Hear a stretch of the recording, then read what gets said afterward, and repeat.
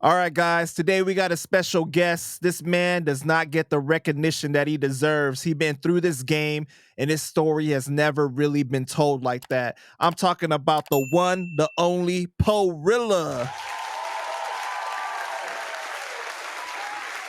What's up, Panda? Poe, what's good with you, man? Shit, you got me out. You got me where a lot of people want me, but they ain't get me yet. Pause. You know what I'm saying? No Diddy. No Diddy. Word, no Diddy. Big fact. Man, I'm just so happy to have you on the platform, bro. You know, first I want to thank Goya and King Craze for helping get this together. Shout out to them two brothers, man. With my interviews, shout out Kano too. My brother Kano. Right, He's Kano doing too, really, man. Yeah, most definitely. Yes, sir. No doubt. With my interviews, you know, I like to start at the beginning to help people understand where you come from, you know, how you got to where you are today. So, where were you born? I was actually born in Manhattan, New York. I was born in Roosevelt Hospital. I think they changed the name, but I was born in Manhattan, New York. Raised in Brooklyn for a couple years. Then we moved to Elmhurst, Queens.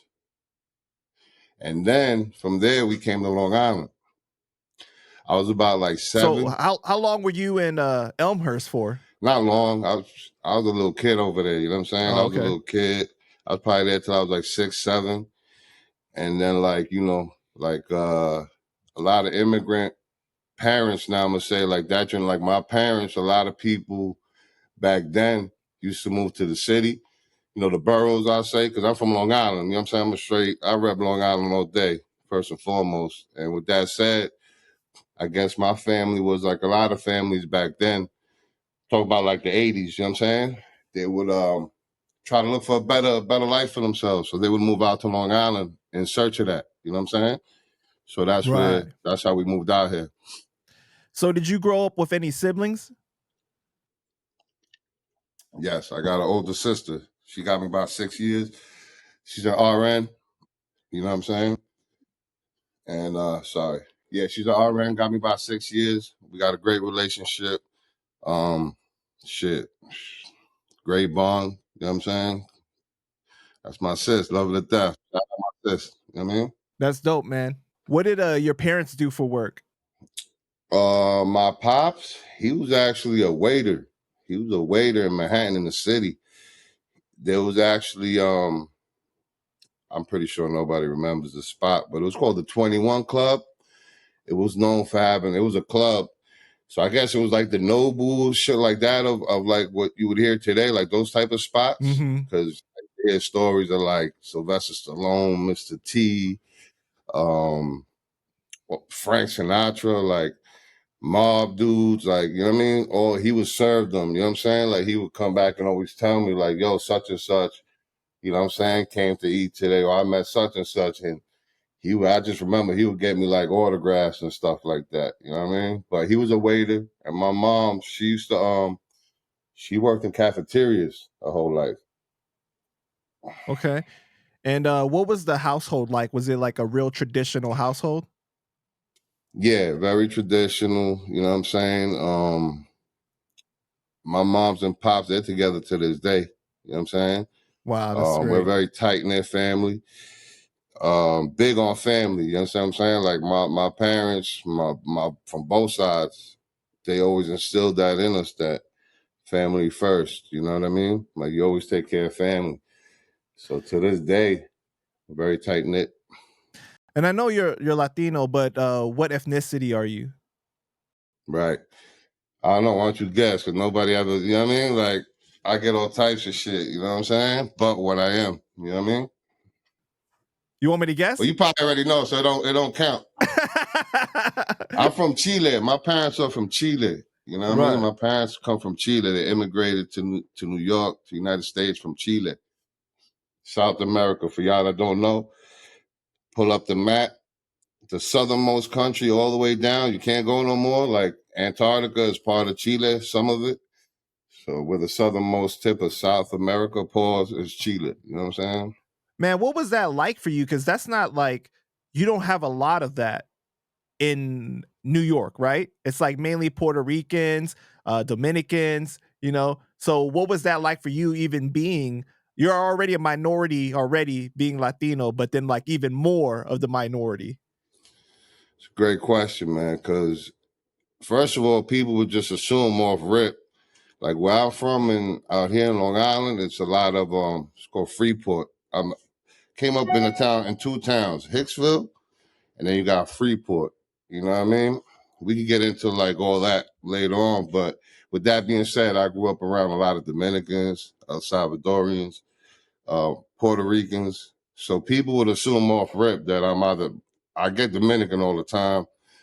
If I'm around Puerto Rican, they assume I'm just another Puerto Rican. If I'm around El Salvadorian, they just think I'm another El Salvadorian. But once they ask me, of course, like I got the flag. I'm a proud Chileno. You know what I'm saying?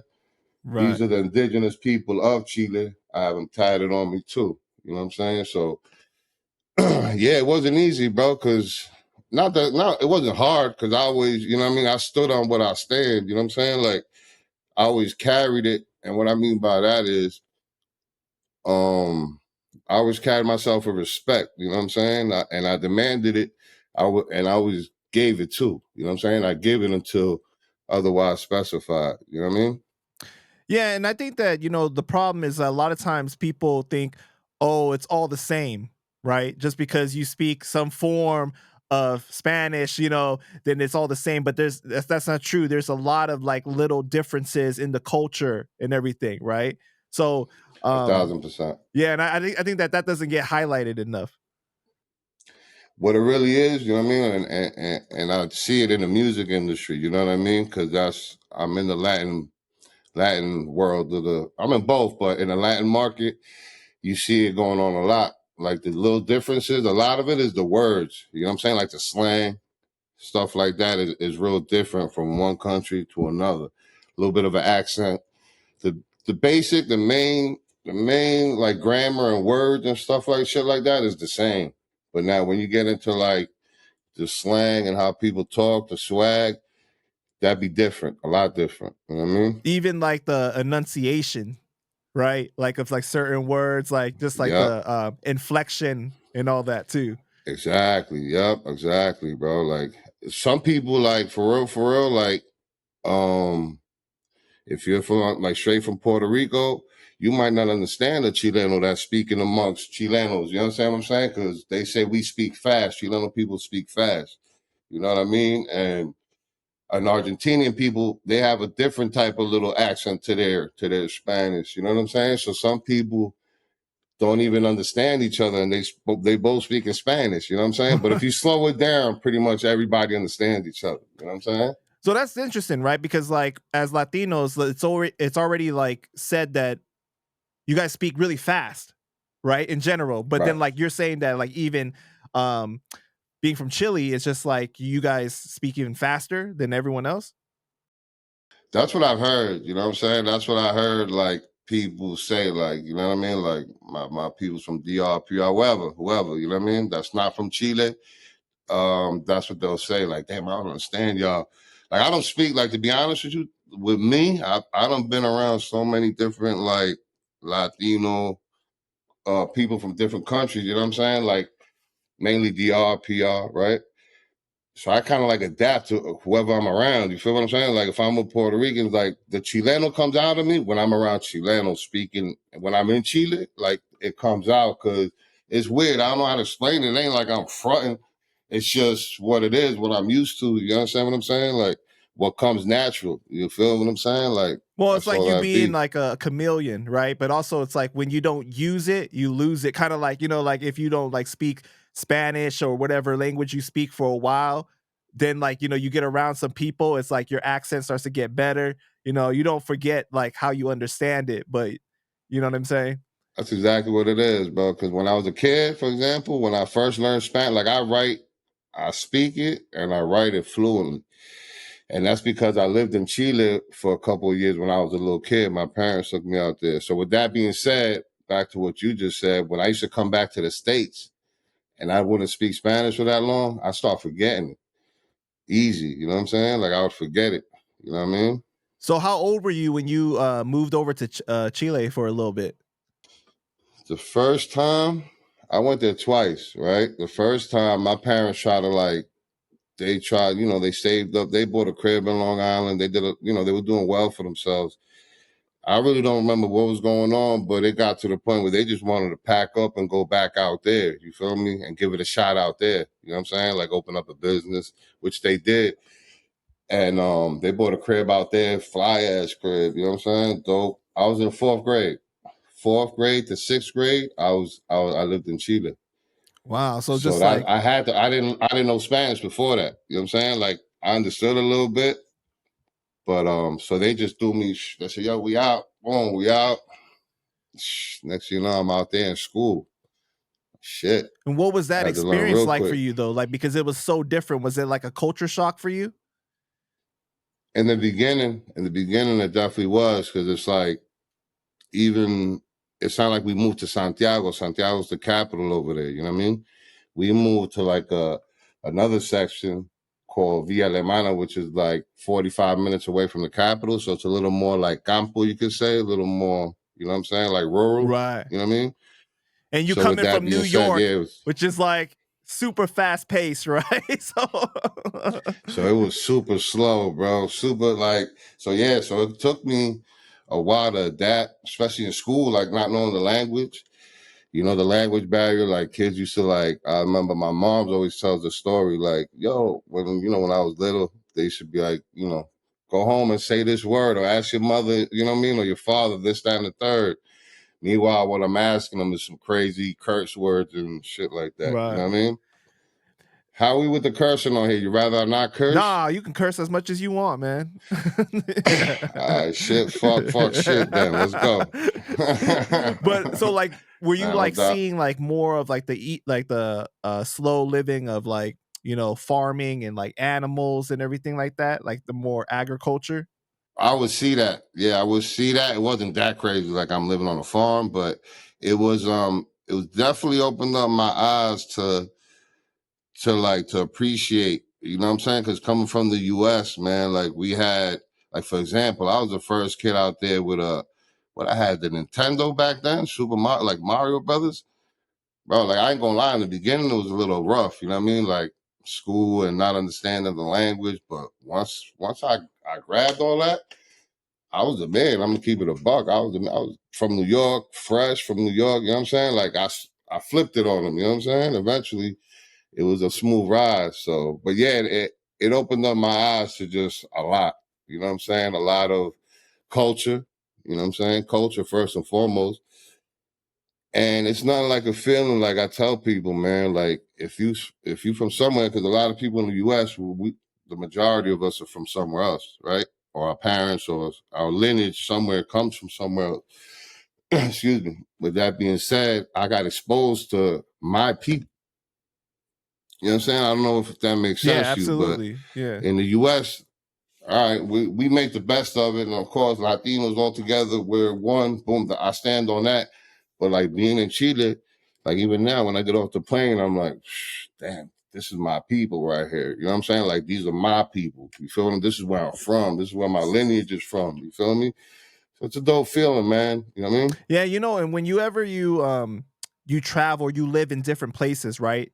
It like shapes your worldly view in a different way. It opens your eyes to like, because you've known people like they've never even left the block. They've never even left like Brooklyn or something. You know what I'm saying? Like there's people Word. like that, and it's like you're Mm-hmm. not open to new experiences. You're not able to see all these different types of way of living, right? Because it gives you a different form of appreciation for that.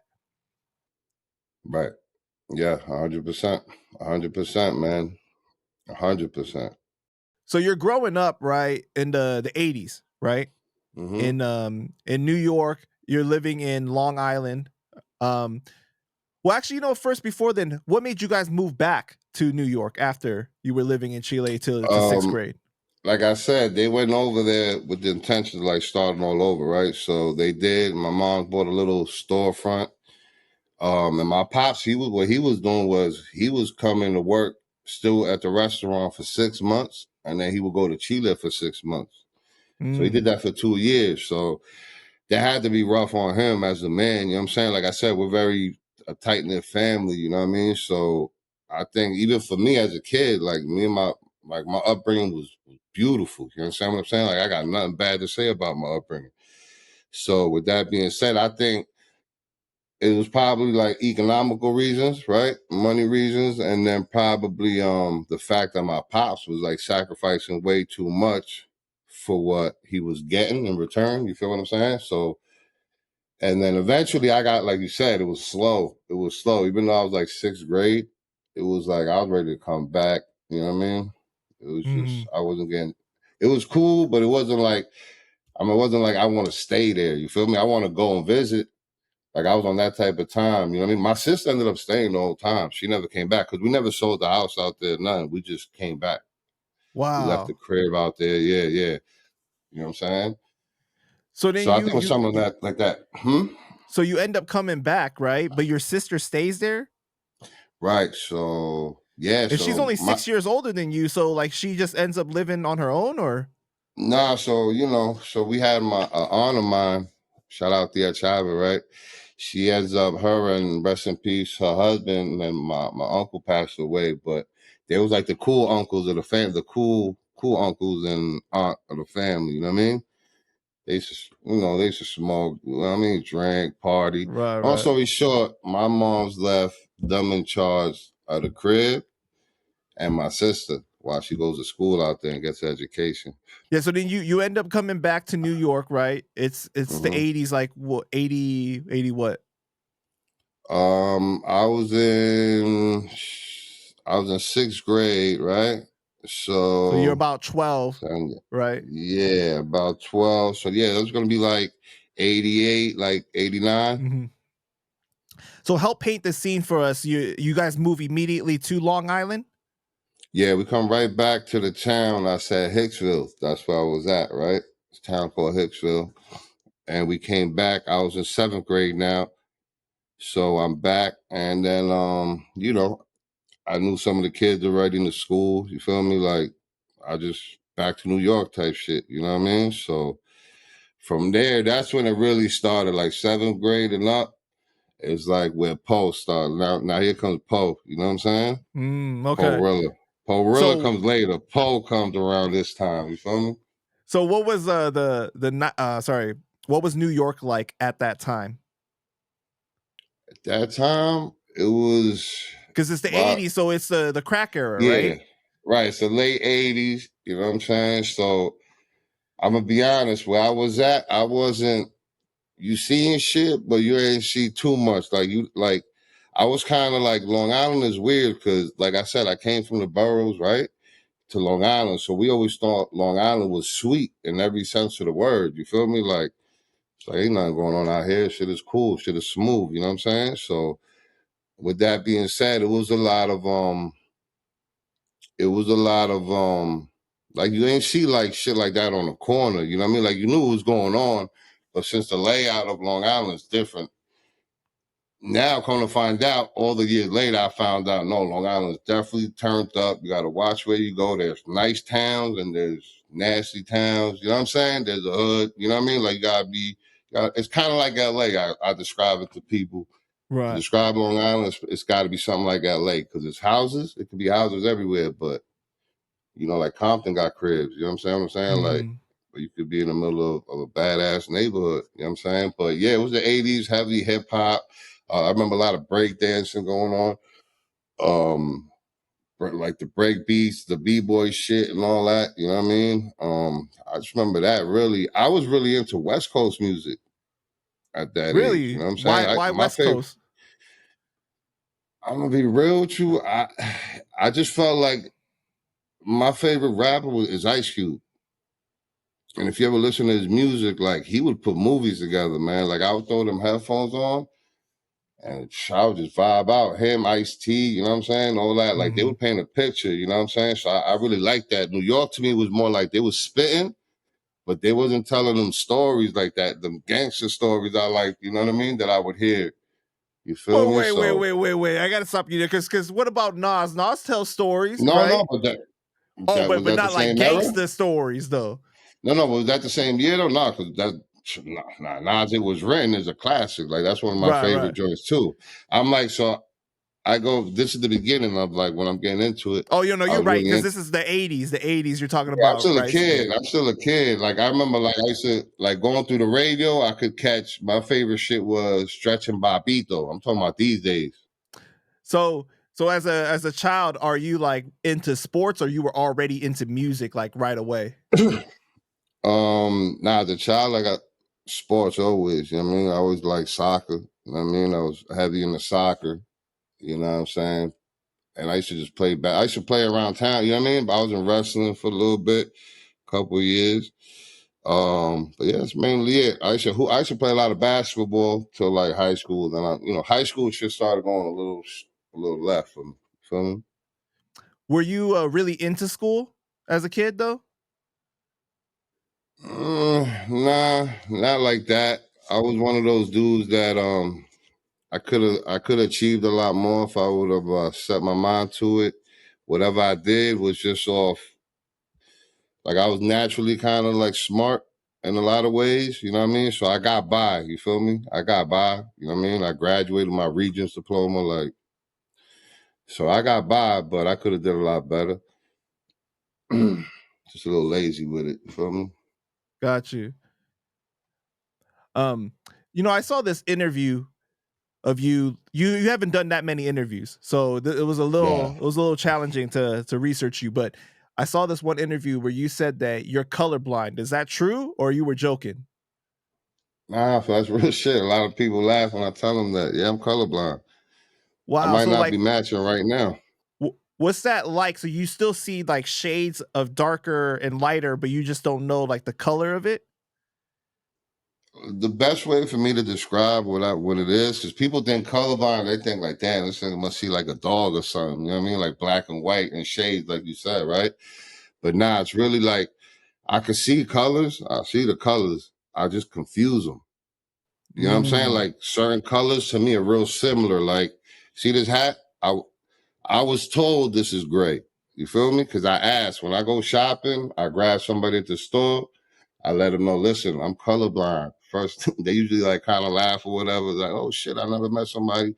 They ask me what you just asked me pretty much, right? Boom. And then I'm like, yo, so I'm gonna need your help, picking some shit out. You know what I mean? Like, oh, no problem. So then I go and I ask me, yo, what color is this? What color is that? They're like, yo, I'll pick something thinking, man, let's just say I got some gray. Perfect example, right? I bought this, not this hat, another hat I got, right? Not too long ago. Thinking it's gray. The shit is pink, bro. And I wore it. I rocked it for like, I'm gonna say like I rocked it for like 5 hours. I was down in Miami, rocked it for like 5 hours. And all of a sudden one of my bros is like, oh, that shit is hot, bro. That hat is fire. You killing that pink. I'm like, pink, nigga. I said, this shit's supposed to be gray. Everything else I was wearing, gray shorts or whatever. Like, nah, twin, that's pink. I grabbed that shit, you know what I mean? Threw that shit. I said, the fuck? No offense to pink or nothing like that, but I thought it was gray, man. But yeah, Right. I'm colorblind, so I confuse colors, really. That's what it is.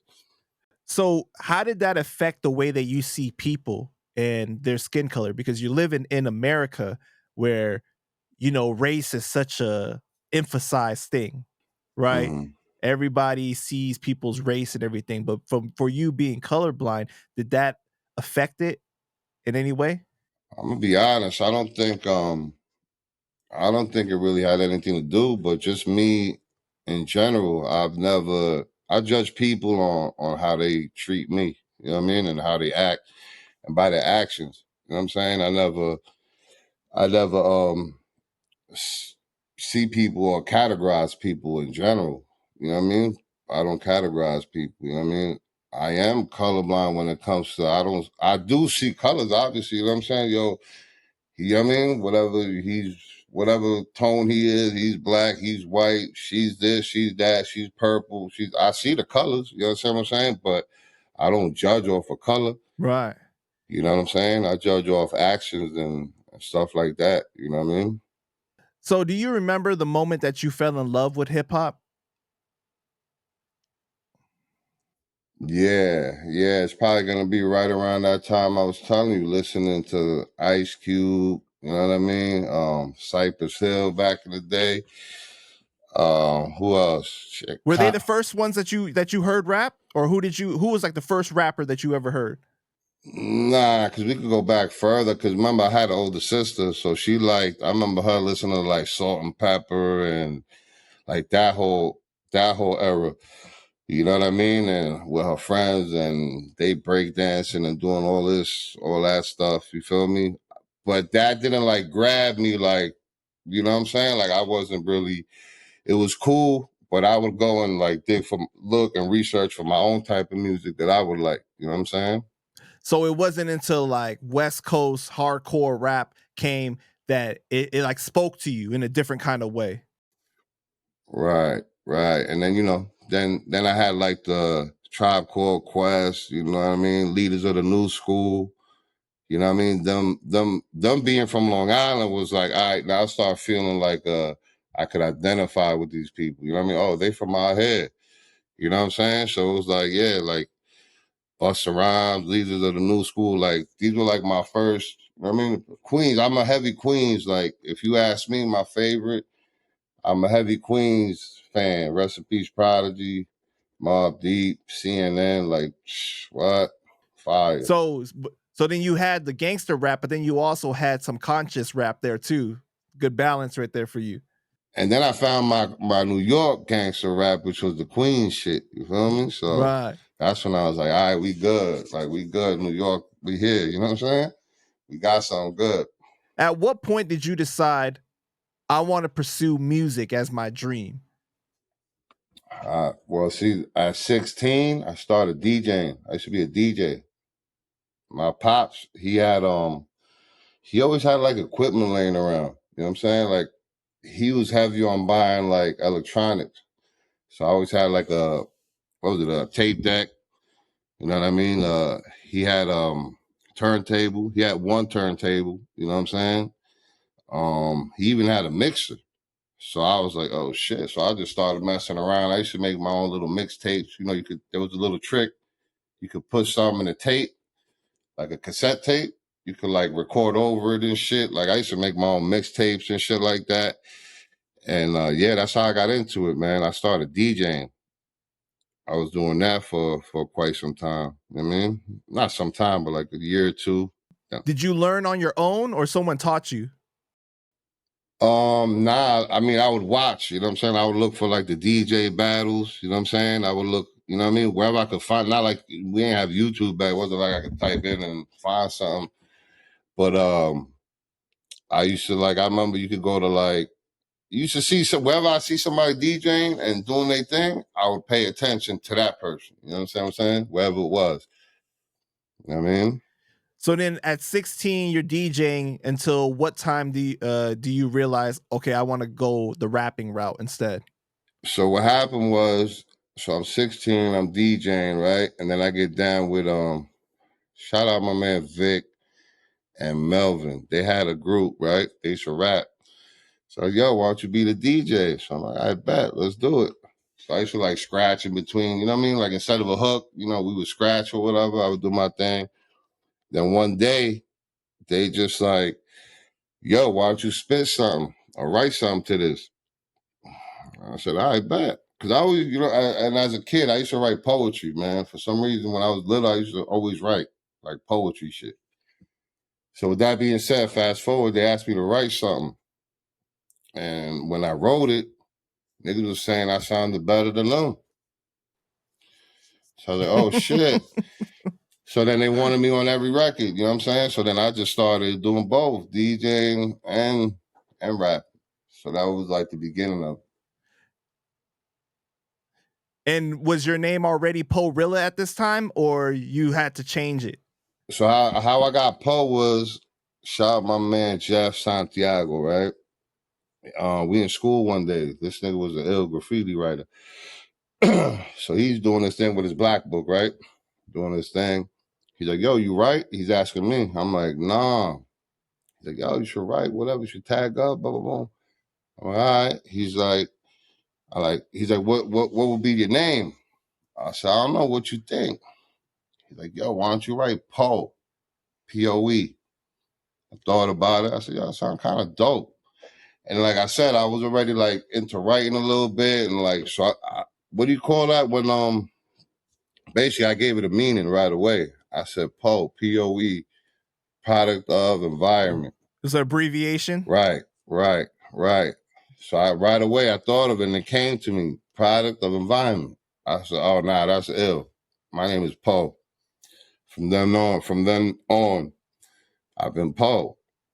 You know what I'm saying? My mother calls me Poe. My sister calls me Poe. My daughter knows me. You know what I'm saying? It's crazy because it stuck. And I was probably like, wow. I was super young, man. I was probably like 15, 14.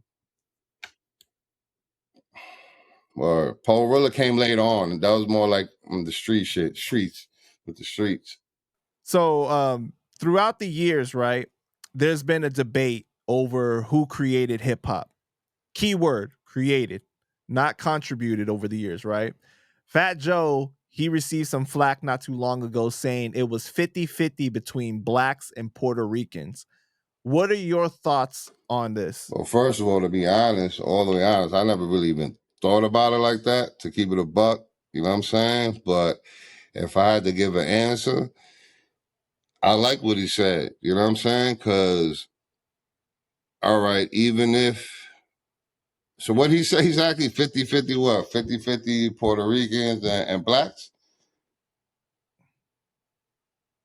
That's what he said? Yeah, he says 50%. It was 50% blacks and 50% Puerto Ricans as far as like the creation of it. I mean, because you got to understand, there's so much probably undocumented stuff that went on that had to do with the creation. So I think that's probably the lane he was probably going to. You know what I'm saying? Like, a lot of people don't get recognized for what they did. You know what I mean? Whether it be Puerto Rican, black, whatever, you feel me? Whatever ethnicity. But so I would say both. You know what I'm saying? Both. I wouldn't give one more than the other. Now, if one was more visible, that's something maybe we could argue. I'm not the one to argue that because I wasn't there. You know what I mean? I haven't done my due diligence on that. I respect everybody that has something to do with hip hop. You know what I mean? And the birth of it. Because look where we at now. Right. You know, I think there's no doubt Puerto Rican contributions were all over hip hop, but I think it's a semantics issue because we have to clarify, are we talking contributions? Are we talking created at the very beginning? You know, because Right. I interviewed MC Shan, right? And MC Shan was saying that I don't see how you could debate Fat Joe on that because the Bronx is filled with so many Puerto Ricans. Right. And he was saying that like there's certain elements of hip hop that you saw the Puerto Ricans in more, like the graffiti, the breakdancing, right?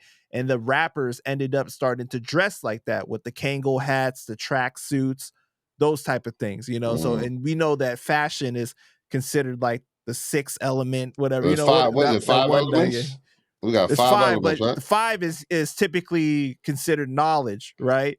But then there's those other elements that kind of get traded around, like the, you know, like the fashion and some people say even, I don't know, comic books and like other stuff too. You know what I mean?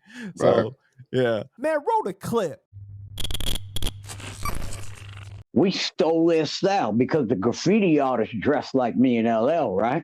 The B-boys who were the Puerto Ricans dressed like the new generation of rap music. So they talking shit. Tell me shut the fuck up. Tell them Shan said shut the fuck up. Because he really don't know what he talking about. Because like he said, they were doing this, but guess what? We stole their style. That's how Puerto Ricans are part of what this hip hop thing is. Because rappers like myself and LL Cool J, how did the breakdancers dress? They dressed in them sweatsuits, them goddamn Pumas and them Adidas. Did they or did they not? Yeah, they did. Any rapper that came before Run DMC dressed in all that crazy ass Melly Mel and all that shit with the fucking, I love Mel and them, but we wasn't dressing like them niggas. We don't fucking wear them boots that Mel and them, all the fur fucking collars and all that shit. You know what I'm saying? All the spiky belts and all that rich shit. We wasn't rocking with them like that. And so who do we rock with? We rock with the style that the B-boys was rocking with. That's where the Kangos came from. That's where the sweatsuits came from. That's where the Pumas and the Adidas with the fat laces came from. And so for somebody to try and separate the Puerto Rican and black aspect of hip hop, you're wrong, son. And we worldwide. Hip hop now is like, it's pop.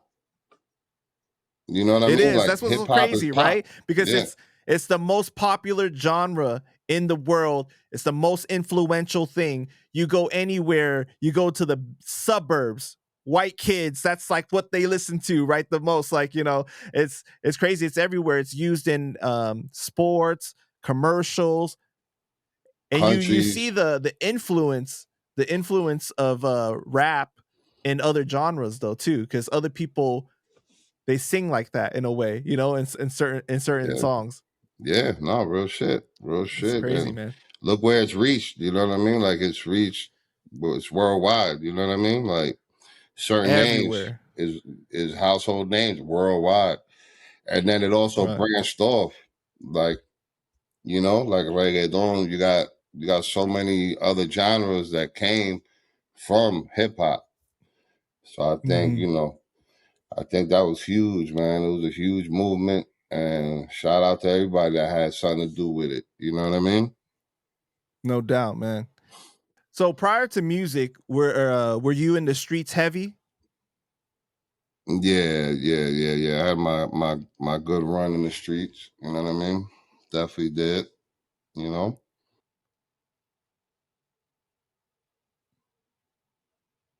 At what age did you start getting involved in the streets? Probably around 15, 16.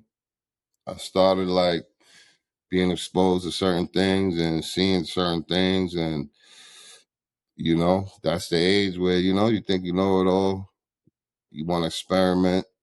You want to experiment with shit. You think you tough. You are tough. You know what I mean? But I was always the guy I always hung around the older cats. You know what I mean? I always had a good people around me. They was older most of the time. But I used to listen a lot too. You know what I mean? I'm the type to listen more, speak less. You know? Right. Yeah. Mm-hmm. And you know, shout out to Rappy. And I was talking to Rappy, and Rappy was saying that like you were always that guy that wasn't like at the forefront necessarily, like talking the most. Like you was like kind of like in the background, you know? Man. And so Yeah. you can always learn a lot more when you're not the one talking, but you're the one that's watching, the one that's listening. And you never know. The guy in the background, the quietest one, usually be the one, you know what I mean? That's pretty much running the show. Yeah. You know what I mean? Well, they always say that the one that is loudest in the room is usually not the toughest, not the, you know, not the really about it. So yeah. So obviously, you know, all the things that we're talking about is beyond the statute of limitations, right? 100%. What right. At that time, like what were you doing? Like were you moving work? Were you like, you know, sticking people up? What kind of things were you getting into as a kid? Nah, I wasn't getting dudes I wasn't doing that. I didn't respect that. You know what I'm saying? When I was in my era, we'll call it, I didn't respect that. You know what I mean? Nah, I was just involved in a little bit of everything, you know what I mean? Yeah, it's just I was good at it, man. Like I said, I remember I was in a town where it wasn't blown up like that yet. You feel me? Like I was one of the first ones to really bring certain things around to where I was at. You know what I mean? So like I kind of turned it up. You know what I mean? And did a lot. You feel me? Like I don't like getting into specifics. You know what I mean? But right. I did really good for myself, man. You know, and I wasn't a knucklehead neither. Like I didn't abuse nothing I did. I was good to everybody, bro. Everybody you can ask, whoever knows me or whoever was in the streets, still to this day, people, you know what I mean? Like niggas gonna know me. You feel me? But back then, if they was around when I was out there popping them bottles and bringing everybody with me and different cars, you know what I'm saying? All the cars, you know what I mean? I done been there, done it, you know what I mean? And like the best of them, you know what I mean? Would you say that like there's a misconception about the reputation of Long Island? Because people view it different than like the other boroughs. Yeah, we definitely don't get our credit, you know what I'm saying? Like we definitely don't get the credit. I'm not one of those to be like, oh, you know what I mean, to cry over it, but it's just a known fact, you know what I'm saying? Like Long Island done contributed so much in so many ways, and it don't get the recognition it deserves. You know, like if we start naming the rappers, first of all, the rappers and producers, like let's go back. Ice Cube, who was producing those albums I was listening to? Come to find out, they were getting produced in Long Island by Keith Shockley, Hank Shockley, you know what I'm saying? The Bomb Squad. When Cube had his beef with NWA, he moved out here. Yeah, he did. So you know what That's I'm what's so saying? crazy. So it's crazy. Everything is like 6 degrees of separation. It's weird. You know what I mean? But yeah, you got Flavor Flav, Public Enemy. You got Eric Sherman. Who am I forgetting? Rakim, the God Rakim. Like the list goes on and on and on. I think Shan from out here, right? MC No, Shan, Shan's or he from lives out Queens. here. He's Queensbridge, but he lives Yeah. out here, if I'm not mistaken. No, he lives in Georgia now. Well, my fault. Yep, I might be mistaken it, you know.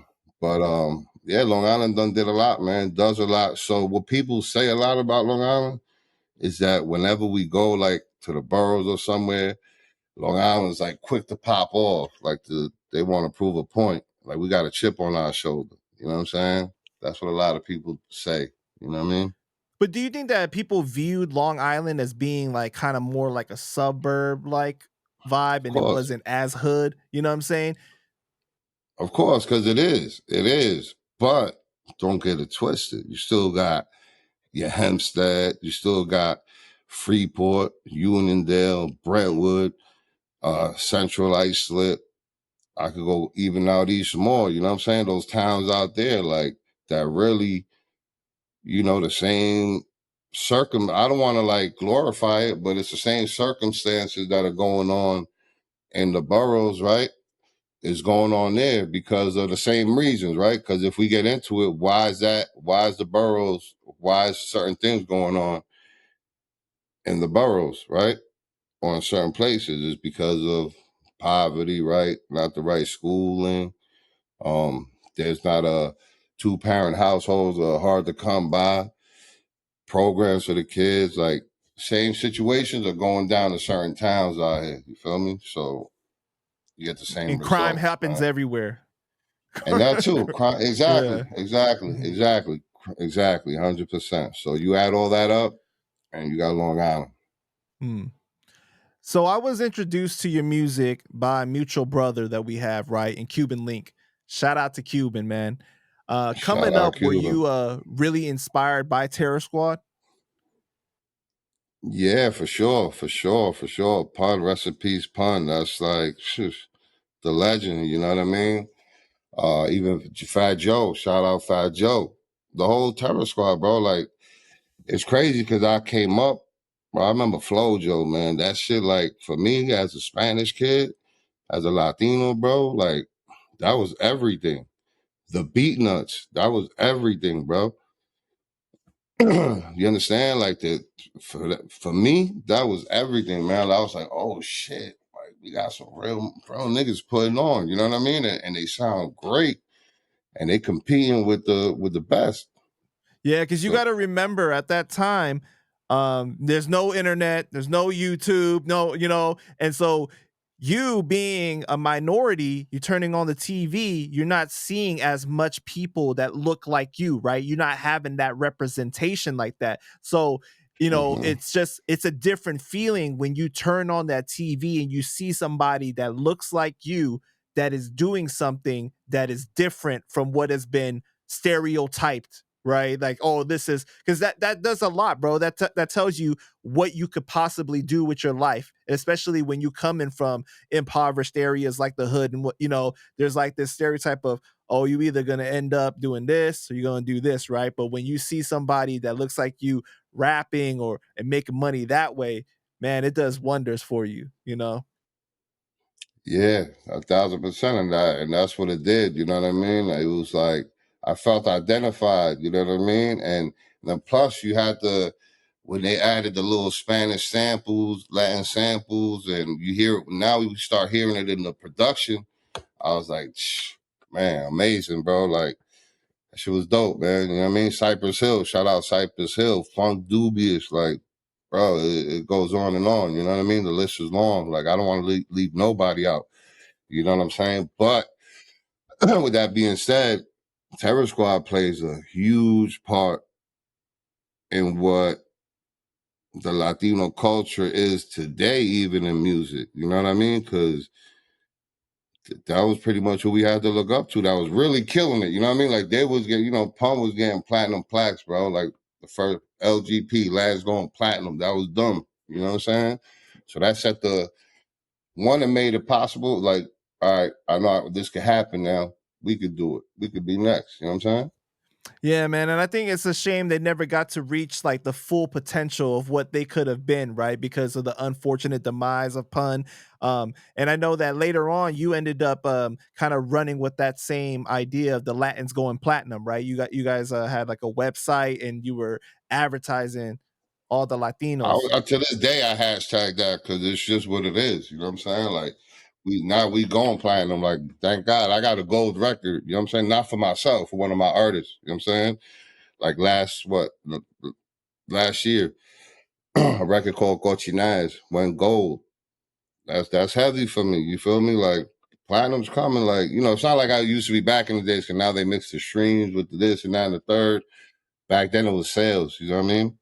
Man, back then was a different feeling because like you had to actually go to the store, stand in line, pick it up, right? You unwrapping it, you looking at it, you looking at the credits, you know what I'm saying? It's just it was an experience. It when was you a have whole it experience. in your hand, right? And it's like when you talk about it with your man, you just like, yo, after I get out of school or something like that, I'm heading over to the store, I'm gonna go get it, It's like something to look forward to, as opposed to like now everything is so immediate gratification that there's no excitement to it really, right? It's just like, oh, I'm just gonna click that button and then I got it. That's it.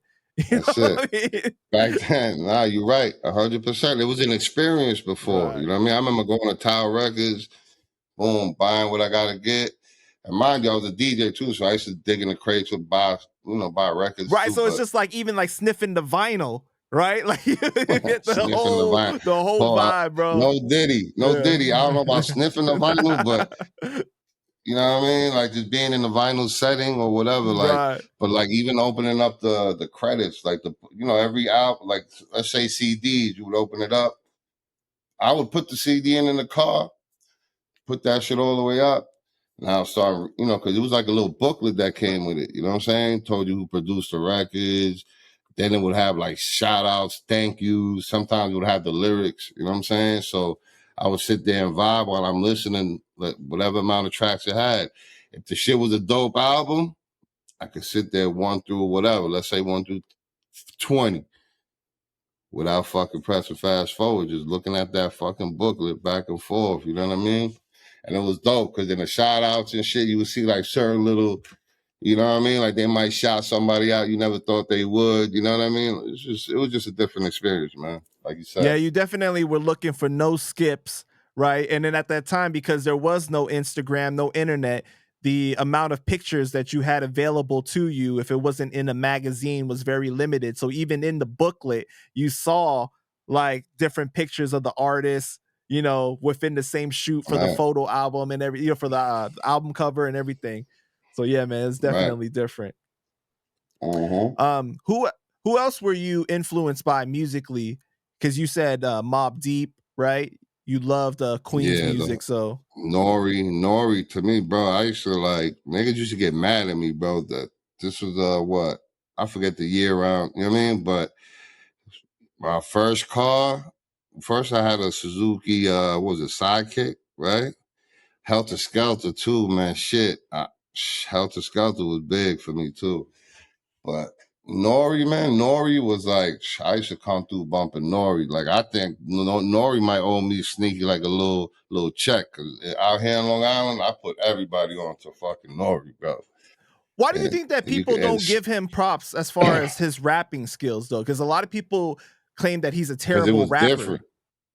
It was different. His flow wasn't on the one. Mm-hmm. You know what I'm saying? He had a different flow. He came and destroyed and demolished shit. But yeah, a lot of people. But even some of the bars that he says is kind of like not meant to be taken serious, right? It's kind of like a little funny, like offhand. You know what I'm saying? Like it depends. Sometimes he be funny with it. Right. You know what I'm saying? Like, and then be like Jose Luis Gotcha, Golden Guns, like, bro, he would say the illest shit.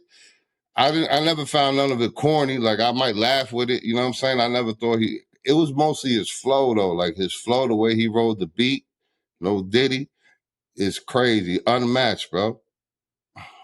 But I know that people like laugh at like certain lines that he says, like even like Neptunes, I got a Cocker Spaniel, you know, it's like people.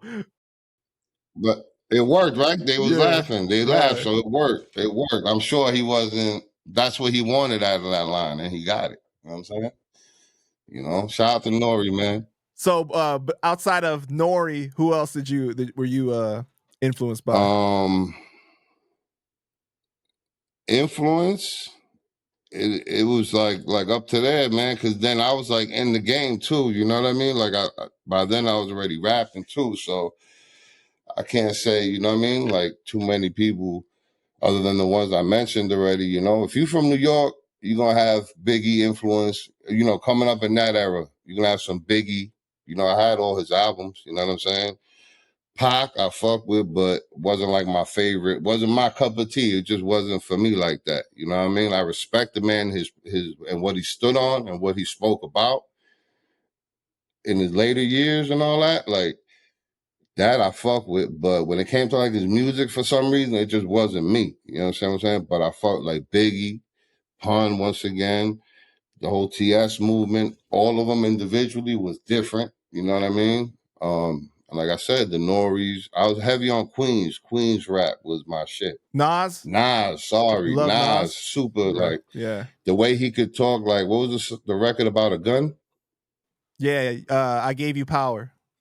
Bro, like, when he got, bro, that was incredible, man. When I heard shit like that, I'm like, you know, and let's not get it twisted, bro. Like, I never said I was the nicest rapper. I never thought I was. I never claimed to be. I wasn't in it for that. You know what I mean? The way I became like the forefront or solo artist at one point was more because that's a whole different story. You know what I mean? Like I was the man behind, like you said, behind the scenes, but putting up the bread. The studio was mine. The stores was mine. You know what I mean? The cars, the videos I was paying for. So for a long time, I had to depend on other people. Whoever it was we was pushing at the time, I would have to depend on them to make any noise, or the shit would have to work for me to get my money back.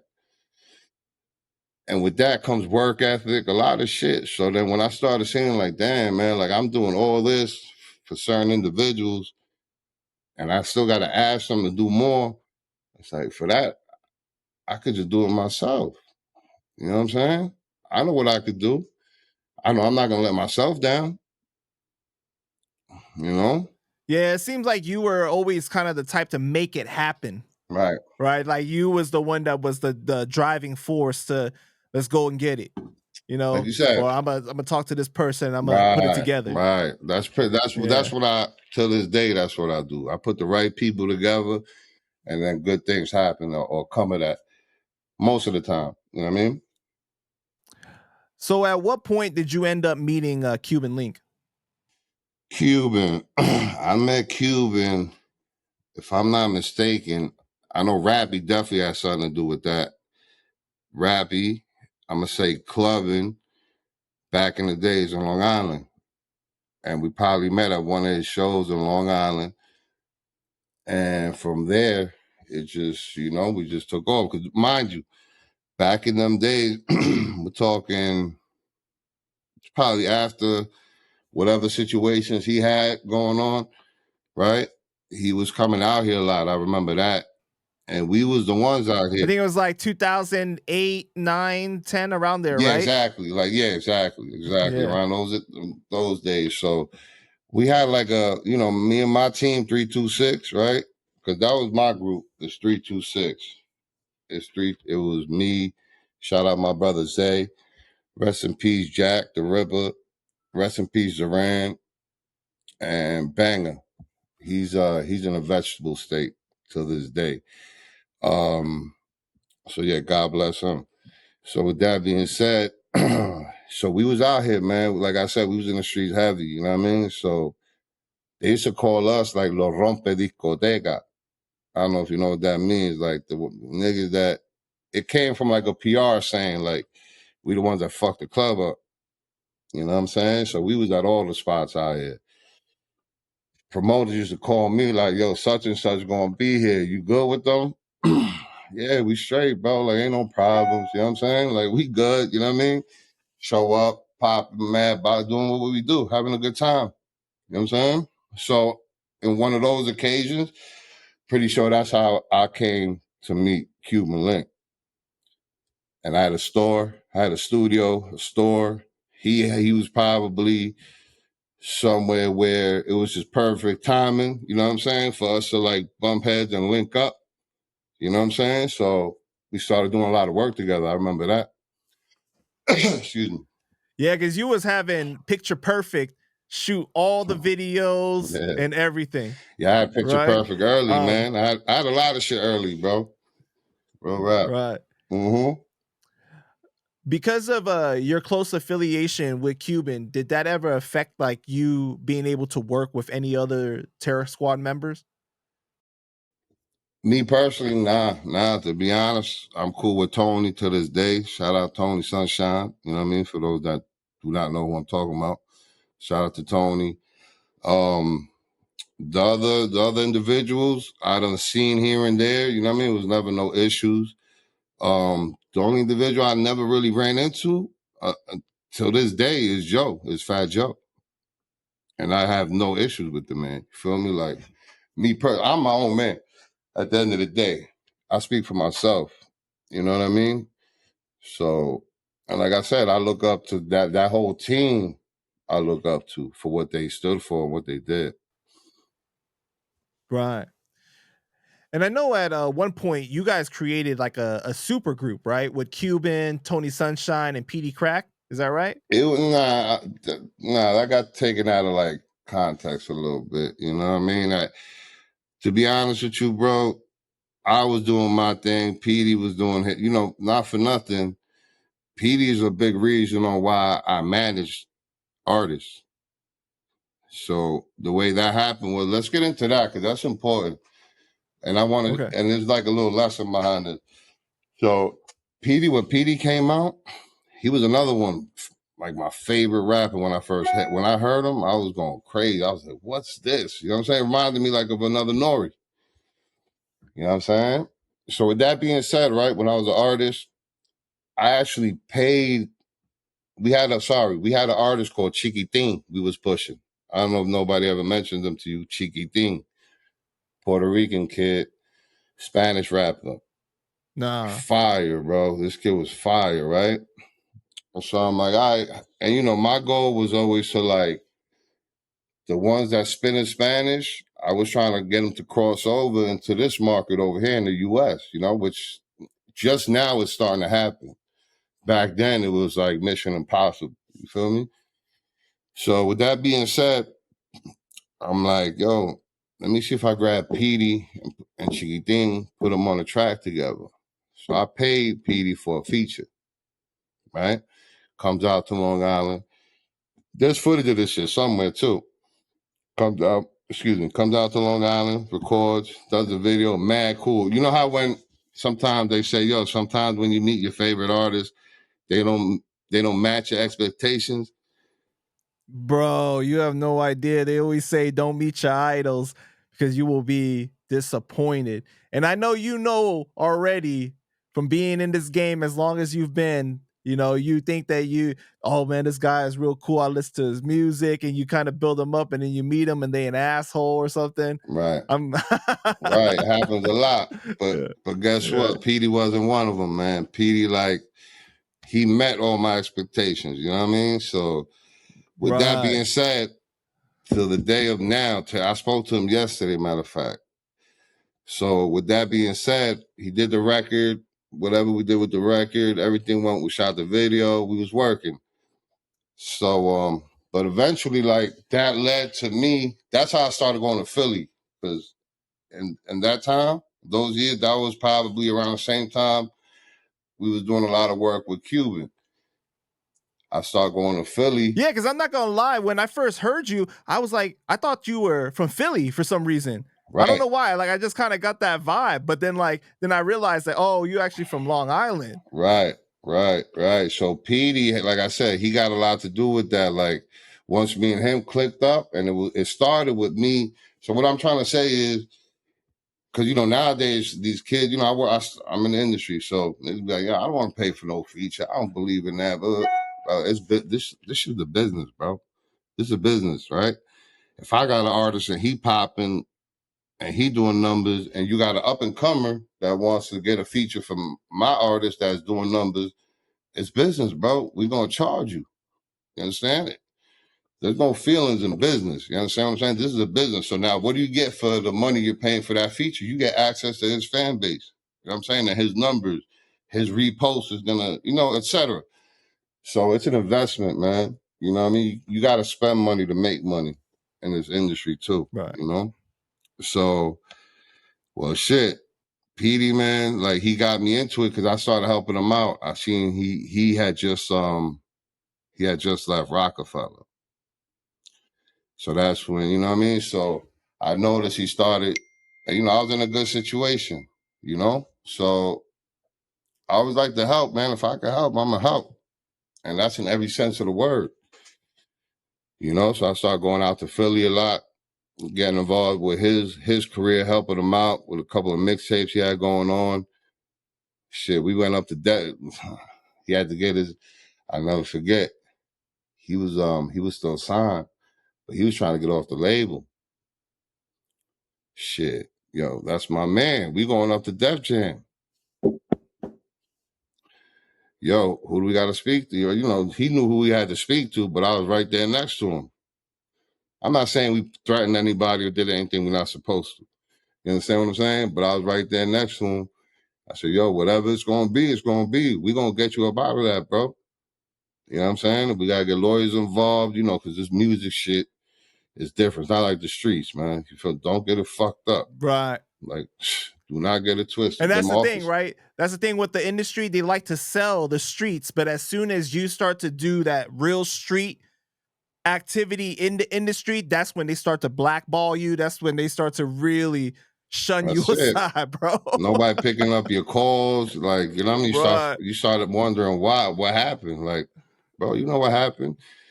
I tell people, like, now at this day and time, I could be the mediator. I'm the mediator between my guys in the street and whoever, you know what I mean? Whoever the new artist I got, whatever, and the corporate side.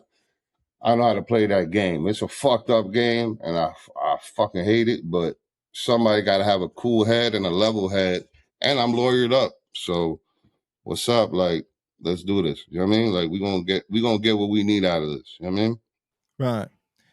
So then you helped Petey get out of his record deal. I was there for him. You know what I'm saying? I'm not gonna say I helped him because he had his own attorneys. And you provided support. Yeah, supporting him. Always support. I support that brother till now, till today. You know what I mean? Man, shout out to Petey Crack. He's a real one, bro. I talk to him, from time to time, and he's a good brother for real. Yes, sir. Yes, sir. So then you were saying that the super group was really kind of like blown out of proportion. It really wasn't. That wasn't what it was.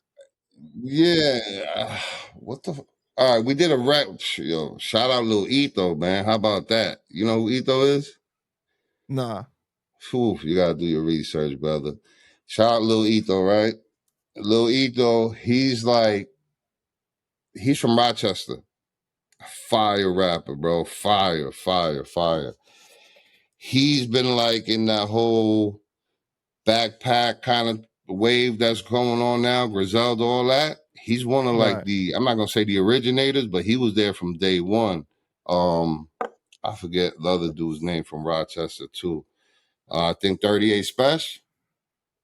Is it 38 Special?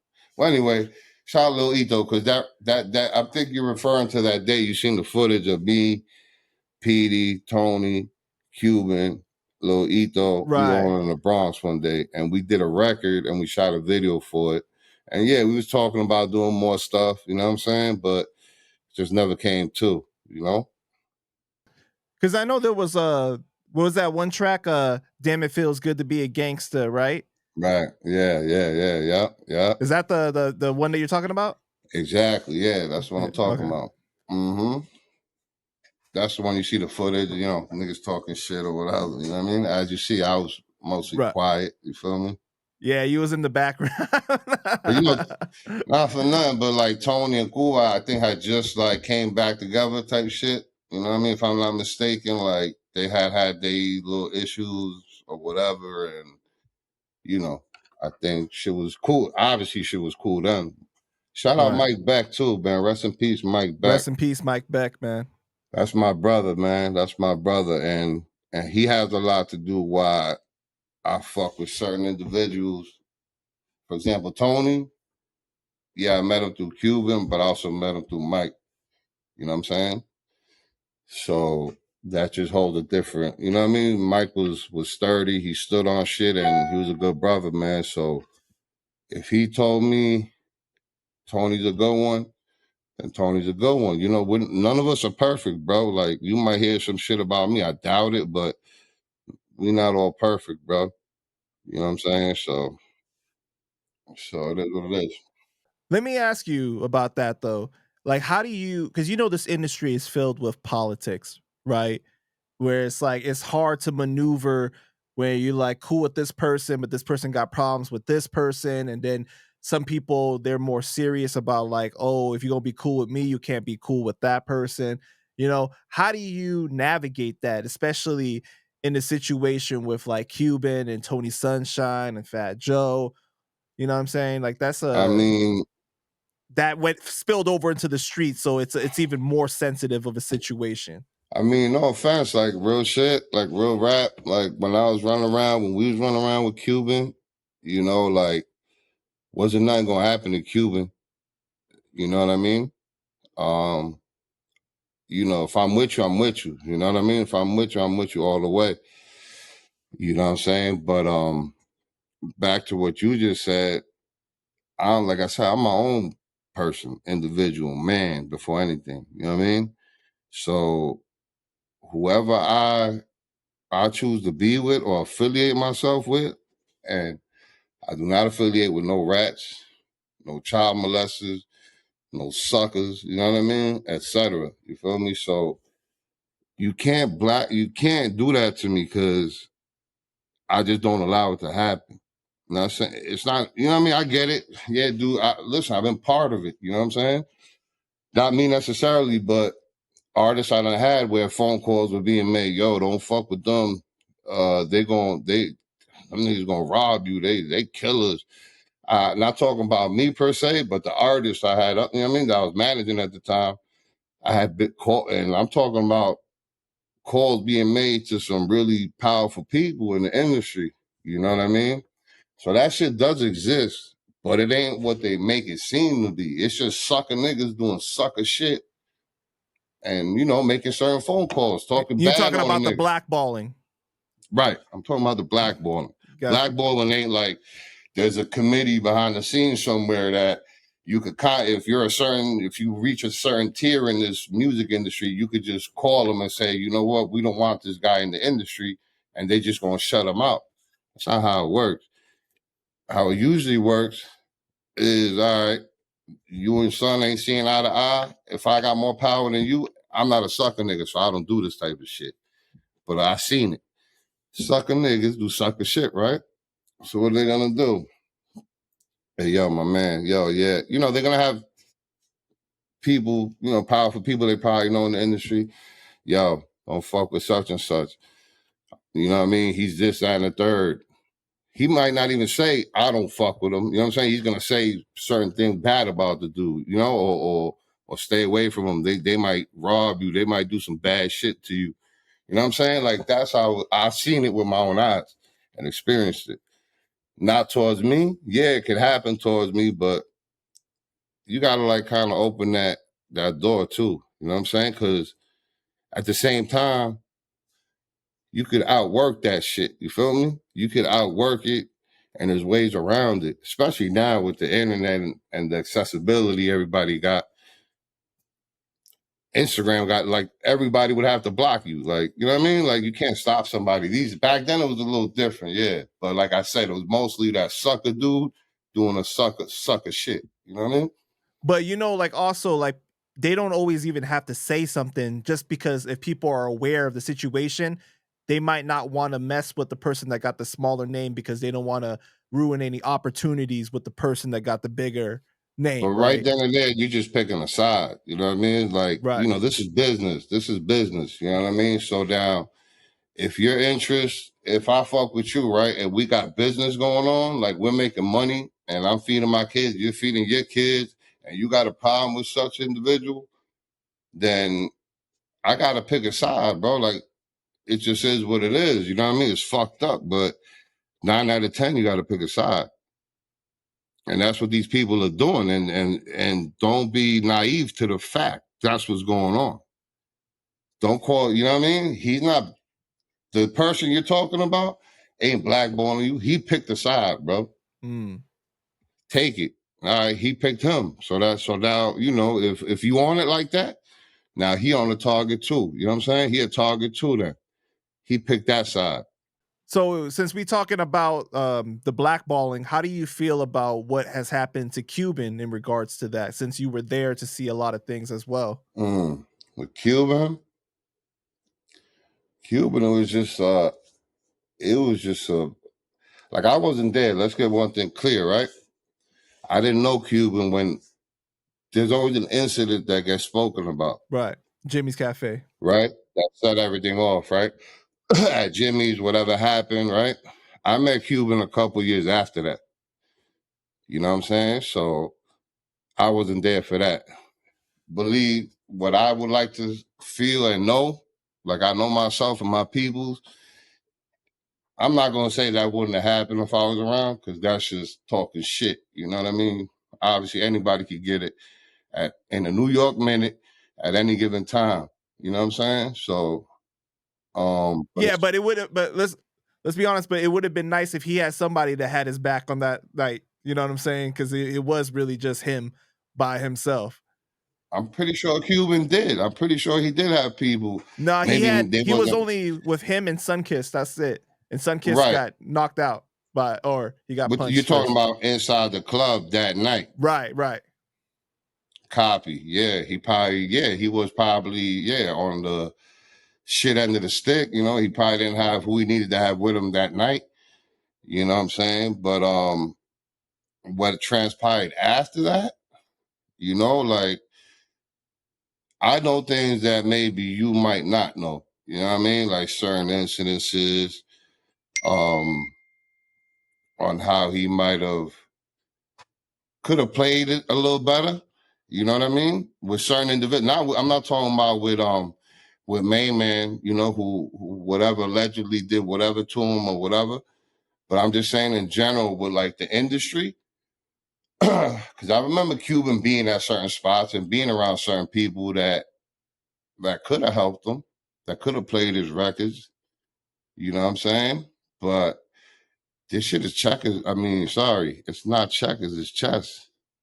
You got to know how to play the game. And I think I don't approve of what happened to him at all. I just know, like I was telling you, the blackballing, dudes ain't that powerful, bro. Like, Cuban had a whole big deal after that. You know what I'm saying? He had a whole situation. Like, again, I don't know the specifics of a lot of shit, You know what I mean? But he was signed to, what was it, MOB Records or something? Yeah, MOB. Mm-hmm. Right? Because mind you, bro. That's where he did his album Chain Reaction. Mind you, I'm never like, I'm doing me. Poe's doing Poe. Poe got a lot of shit going on. Let's just, you know what I mean? Let's make that clear. Poe ain't worried about what's going on over there. Poe got his own shit to worry about. You feel me? That's street shit, police shit, etc. You know what I mean? But with that being said, it was just a fucked up situation, bro. It was just a fucked up situation, my nigga. You know what I mean? And I think, you know, it affected him, bro. It affected Cuban. It affected him a lot. You know what I'm saying? So that was another reason, like when we got together, we had our relationship as far as artist wise, and we was really tight at one point. I felt bad for him, bro. You know what I'm saying? I felt bad about what happened. Could I rewind shit? No. But like I said, he would have a performance or he would be doing, you know what I mean? Like we was there. You know what I mean? Puerto Rican Day parades, we was there, bro. We was everywhere, after parties, all over. Niggas know who he is, who we are, who he was. You know what I'm saying? But it's like, man, it's just difficult, man, because I think, I'm going to keep it a buck, I think he gave it too much play, too. You know, he fed into it too much. He fed into the beef too much? Yeah, it's like, at some point, you got to, listen, man, and this goes for everybody, not just Cuban. You know what I mean? It comes to a point where we got to turn the page. You know what I'm saying? It seems to me like that subject gets brought up a lot, you know? And it's like, so from your take on it, it kind of seems more like now some of those things with the blackballing might have happened, did happen, but he could have played his cards better too at the same time to help himself. and not just him, because mind you, he was alone, but I don't think he was. Like, remember, he had like the MOB shit going on. So the people around him at that time, probably, because, you know, Cuban was younger than them alleged people, right? So there could have been more people in his ear, like just, you know, telling him different, like, yo, bro, maybe you should do this instead of that. You know what I'm saying? Giving them some good advice, you know, but listen, it's 2024, my man. Like, what are we doing? You know? So how do you I'm not going to let no one whole... man, sorry, I'm not going to let no one man have that much influence over my life. Right. That's all. And I love Cuba, bro. And I'll tell him this to his face, bro. And I love that man. But I'm not going to let no one man have that much power over or dictate my situation. You know what I mean? How do you feel about the issues between him and Tony Sunshine now, though? Because you were there when they were cool, and you're cool with both of them to this day. To be honest, man, like from what I remember, I ain't got the best memory, but if I'm not mistaken, they like broke up, made up a couple of times, right? From what I know. Right. So I just let it be. I don't get involved. Like, to me, that's not something that concerns me. You know what I mean? Like, I'm cool with both. Y'all got whatever y'all got going on. I know it's not going to get to that level. And plus, I'm not even involved with neither one of them individuals to that extent. It's what's up? How you doing? How you been? You know what I mean? And we keep it pushing. Like, we're all at different stages of our lives right now and careers. You know what I'm saying? Mm-hmm. So I wouldn't even be the one you got to worry about talking to or even addressing any of those situations. You know what I mean? Those are two brothers of mine, you know, that are going through something, and hopefully they get through it. You know what I'm saying? Because they have So it's in the not even past. something that you ever talk to each individual about. It's just that doesn't Nope. even come up at all. For example, I spent a lot of time in Miami, so I seen Tony. Tony, I think, lives somewhere down there now, right? So I seen him. He was working with a producer friend of mine, And excuse me. So I seen him in the studio one night. Bro, it's all love. You know what I'm saying? We have a different relationship. We don't talk about negativity, bro. Like, I'm not, what's there to talk about, man? Like, you talking about other men here? Like, nah, like, men don't do that. You know what I'm saying? If I was going to say something, it was going to be like, but that ain't my position to do. Yo, what's going on with you and Kuwa? Y'all good? Oh, here, let me get them on the phone. But, you know what I mean? But it's not in my position to do that no more. I'm past that. I got my artists, my people I worry about on that type of time that are younger kids, you know what I mean? That are young individuals, you know what I'm saying? Like 21-year-olds, people that I got to teach. These are grown men, grown men that they'll figure it out. They'll be all right. Right. You know what I'm saying? God willing. And I respect that, man. I respect that you know, you're able to take a neutral stance on that situation, right? Because like you said, it's Yeah, and I hope dudes don't take it personal. You know what I mean? Because that would be whack. Yeah. So you ended up recording 2 Latino anthems that had the internet buzzing back then, man, and they featured Cuban Link, Temperamento, Reychesta, and more. And the music videos were fire too. How did you guys link up to do Nos Tiene Miedo? Like once again, shout out to Cano, right? My brother Cano. He used to manage me when I was an artist. So shout out to him. A lot of that was him, you know. But shit. We just got together. We had a vision, you know what I mean? We had a vision. And like I said, I was always obviously rapping, doing music, but I always wanted to the Latin side, to conquer the Latin side. You know what I mean? So we thought, what better way than to mix, you know what I mean? The Cubans, the Temperamentos, Reychesta, which was straight in Spanish, Melly Mel, which was killing shit in DR, you know what I mean? Shout out to her. So that combo was just dope, you know what I'm saying? And then the videos, we put them together. That's what we do, man. What we gotta do? All right, this is that much. Boom, we gonna shoot. We had some shows in Ecuador. All right, we're gonna get some scenes over there. I brought Picture Perfect with me out there. You know what I'm saying? So You guys weren't all in the studio for that session, right? It was like everyone sent their verse. yeah, because Temperamento was up in like Rhode Island. I was in Long Island. If you was in New York, more than likely you came to our studio. You know what I'm saying? So yeah, if not, like Melly Mel was in DR, so she probably did her verse out there. Reychesta came to the studio. Cuban probably did it at the studio, but the rest was flied over. You know what I mean? So what do you remember about the response to the first record that you for that first one, part 1? Shit. It was all that like YouTube and shit was new, bro. Like all that shit was new back then, fairly new, you know what I mean? And I just remember we was getting a lot of love overseas in the, you know, South Americas and shit like that. We was getting a lot of love. Me around that time, cause don't forget me, it was dope. It was a dope experience, man. Like what we did and all that. And then I seen other people like kind of doing the same shit. So it was dope. Like we was always ahead of our time, you know, with the music shit and shit we were doing. So it was dope. It was just dope to collab all together, you know. Reychesta, my nigga, he got his own like history, you know what I'm saying? Cuban, Right. Melly Mel, you know, we brought a little bit of everything from the Latin culture and mixed it all in one. And it was dope. You know, people fucked with it. To this day, yeah, my bad. But till this day, like I run into people like, you know, cause I still go to I travel now for work, for music.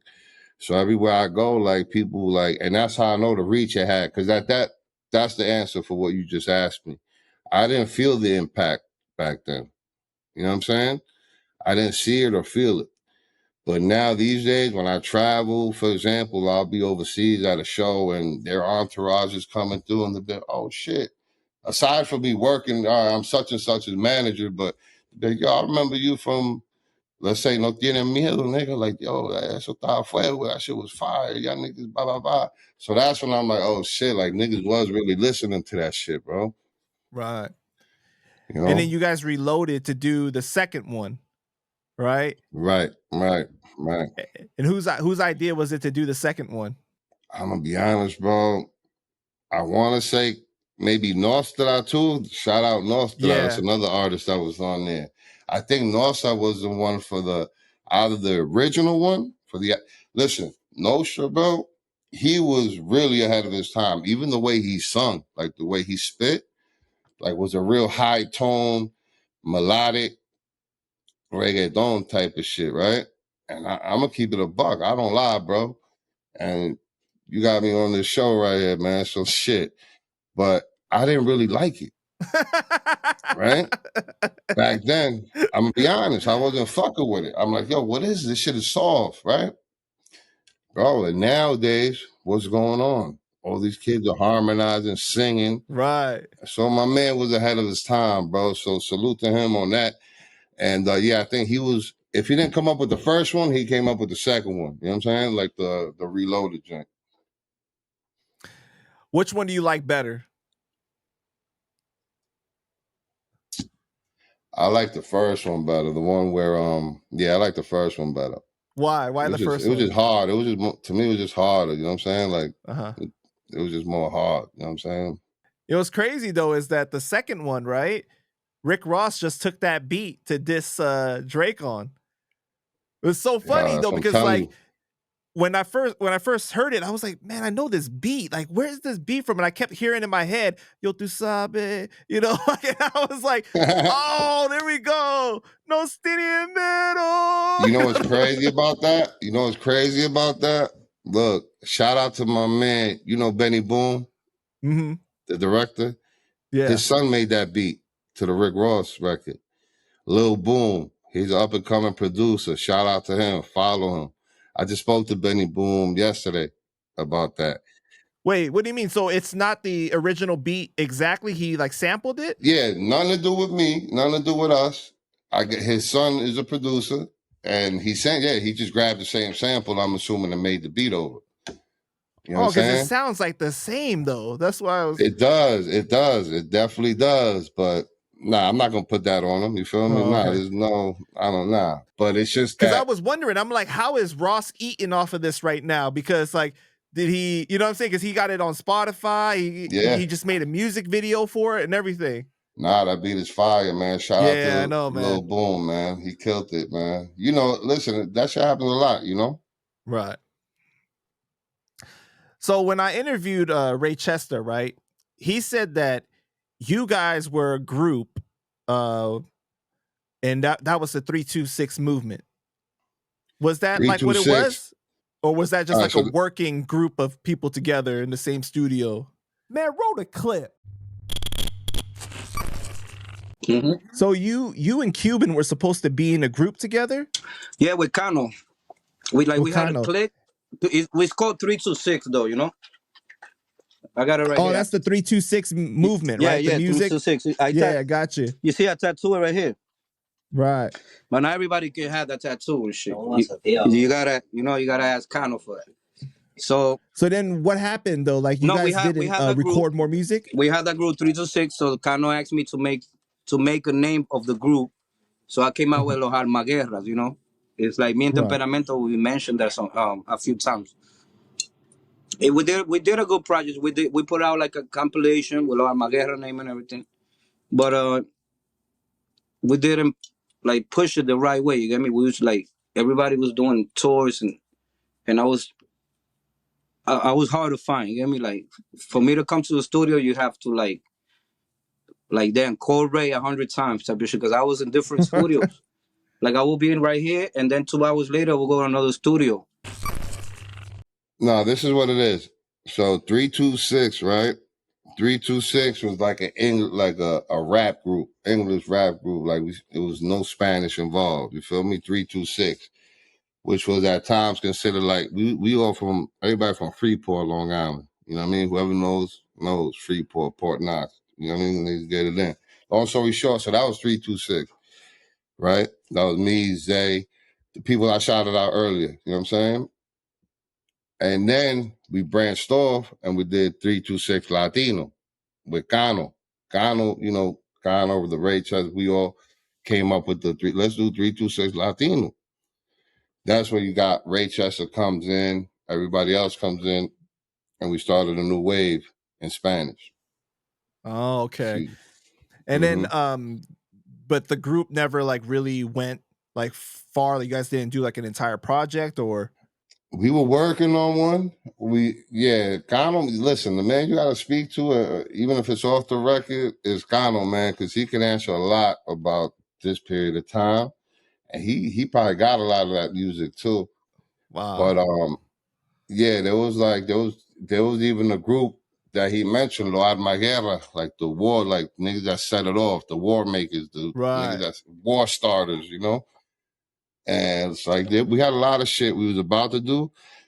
But eventually, your man Poe, right? He starts pulling back from the music. You feel me? Myself, I start pulling back when I had my daughter. Cause you know I'm a realist, bro. Like I'm a realistic person. You know, at that point was doing. You know, I was funding. Listen, I had a storefront. I had a recording studio. We was making our own merchandise. We was making our own clothes, right? Shout out to my man Fetus, because he was in charge of that. You know what I mean? Of the clothes, you know, and I had the store. So the streets was looking a little crazy for me at that time, you know, like there's only two ways out, right? They say, right? You either go up the mountain somewhere, right? Or you below 6 feet deep. So I had my daughter. Shout out my daughter Jade. So I had my daughter. So then I started thinking, like, look, what am I gonna do? Am I gonna keep on paying for world stars and paying for videos, funding this whole situation for everybody else? You know what I'm saying? Connor was helping me out with that too. Let's get that straight. So, you know, I came to, what do they call that? Like a crossroad? I came to like a crossroad or some shit like that. Eventually, you know what I'm saying? Mm-hmm. And that's when I started, you know, I ran into somebody, right? Well, right then and there, right? I had my daughter, so I had to come up with a decision. I had some bread, right? So I had an opportunity to buy a body shop, right? Which I'm familiar with because I always dabbled with cars. I fuck with cars. I had every fucking car you can mention, you know what I mean? I had an opportunity to get into that business, or I could keep going with the music and rolling the dice. You know what I'm saying? So I made the decision I'm gonna buy this body shop, man. I'm gonna leave the street shit. I'm done. Out of here. I'm done with the streets. So the whole time that you're making music, you were still heavy in the streets then? Yeah. Like you see the shit that's going on today? Like all these rappers getting locked up for the dumb shit. Like, you know. Wow. That's what was going on back then. But I said, you know what? I'm done. And I stopped everything, bro. But my daughter made that happen.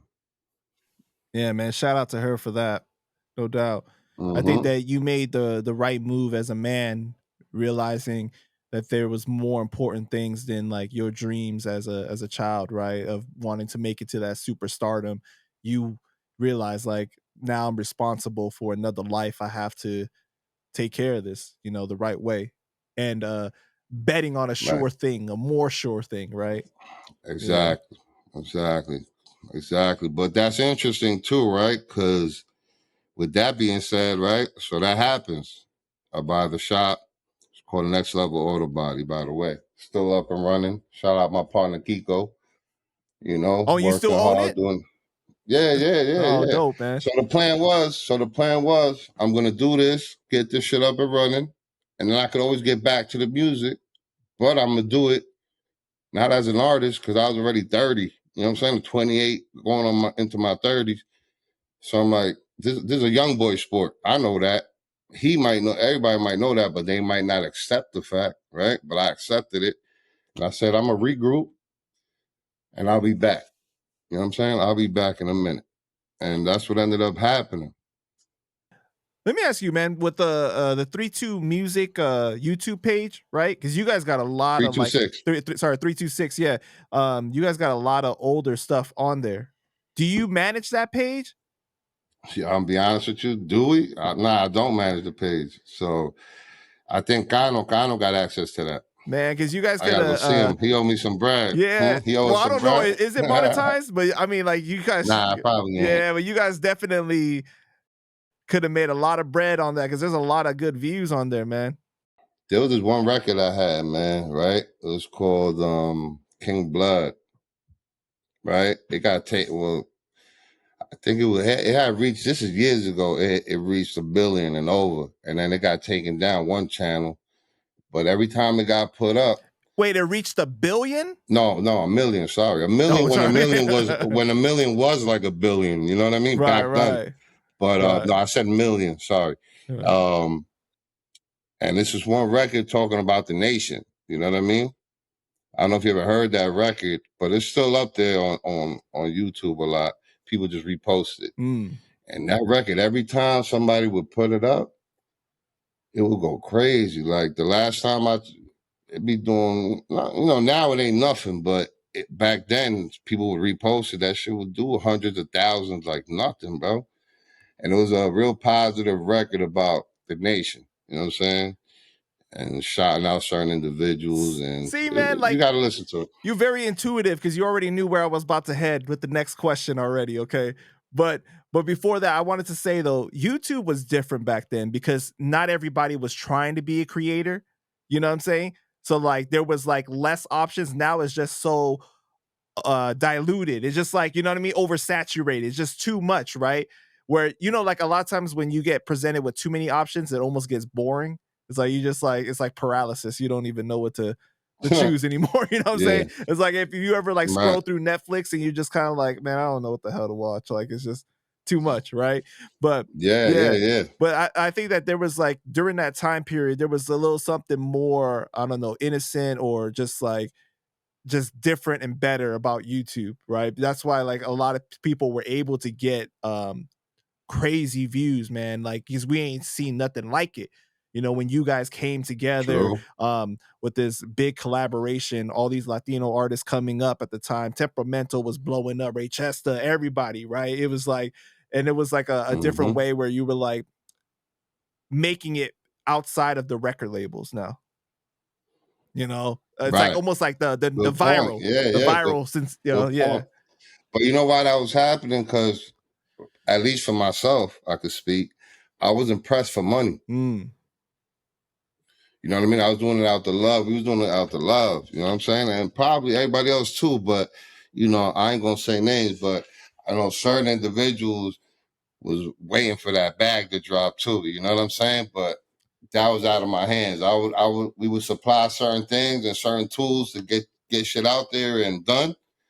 But I'm going to keep it a buck. I wasn't even like monetization. I wasn't even worried about that back then. Now, today, different story, bro. Right. You know what I mean? But man, and back then, you know, you bring up a good point when you do things out of love, when there is not the pressure of the financial gain and everything, the way you make decisions, the way that you view things is just totally different, right? Because it's so much more pure, your approach to it.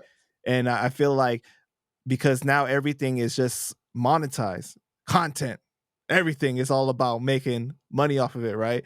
Then you see the shift in how things change, even just in the content itself. That's a fact. You ain't lying, bro. You ain't lying. That's how it is. That's how it is. Well, I was going to ask you, man, when did you become a Latin king and what made you want to become one? Well, I became a Latin king in 1998. I was officially honored to be crowned an official Latin king. So you're like early 20s at this time? I was 18. 18? Wow. No, yeah, I was 18. Yeah, 18, 19. Well, because you said in 88 you I were was like born in 12. 78. I'll keep it all the way a buck. All right. Ain't nothing to hide over there, bro. Because my math be off and my memory sometimes. There's so much shit going on. So, yeah, so I got crowned in 98. So, 20 years old. But I was coming around when I started going to Freeport, which was when I was like 15, 16. I was messing with 326. All my brothers, 326 brothers, they from Freeport. You know what I mean? So I used to be out there heavy. Like, I used to live out there for a few. Like, I made such a name out there that niggas think I'm originally from there. And I told you I'm from Hicksville, but I could claim both. You know what I'm saying? So shout out to Freeport, man. So that's where I really got introduced. Well, before that, when I was a kid, I always looked up to them. You know what I'm saying? I seen them around, seen them on wherever I seen them, news, certain things that was going on in the streets or whatever. I was like, shit, that shit looked dope. That shit was intriguing. You know what I mean? So I started doing my research. All right, cool. And then me being who I already was, like I said, I stand on my own before anything. I was a man. You know what I mean? So I was approached by certain individuals, you know what I mean? That my peers was cool with, that they grew up with, and from there, the nation is something where it's a chosen few. Not everybody is gonna fit in. Not everybody's gonna last. You got your brothers that become this in jail in the system, which is a lot. You know what I'm saying? Because obviously the nucleus of protecting each other and, you know what I mean, having to look out for each other because of the politics in that situation, you know what I mean? In that setting, you know what I mean? But me, I never been, knock on wood, I never been to jail, none of that. I love uplifting my people. I'm a proud Latino. You know what I mean? Very proud. You know what I'm saying? I want to uplift. And that's what our goal is. That's what our real mission is, to uplift the Latino people. So I always believed in that, man. So with that being said, I learned what I had to learn, did what I had to do, and ever since it was on and popping,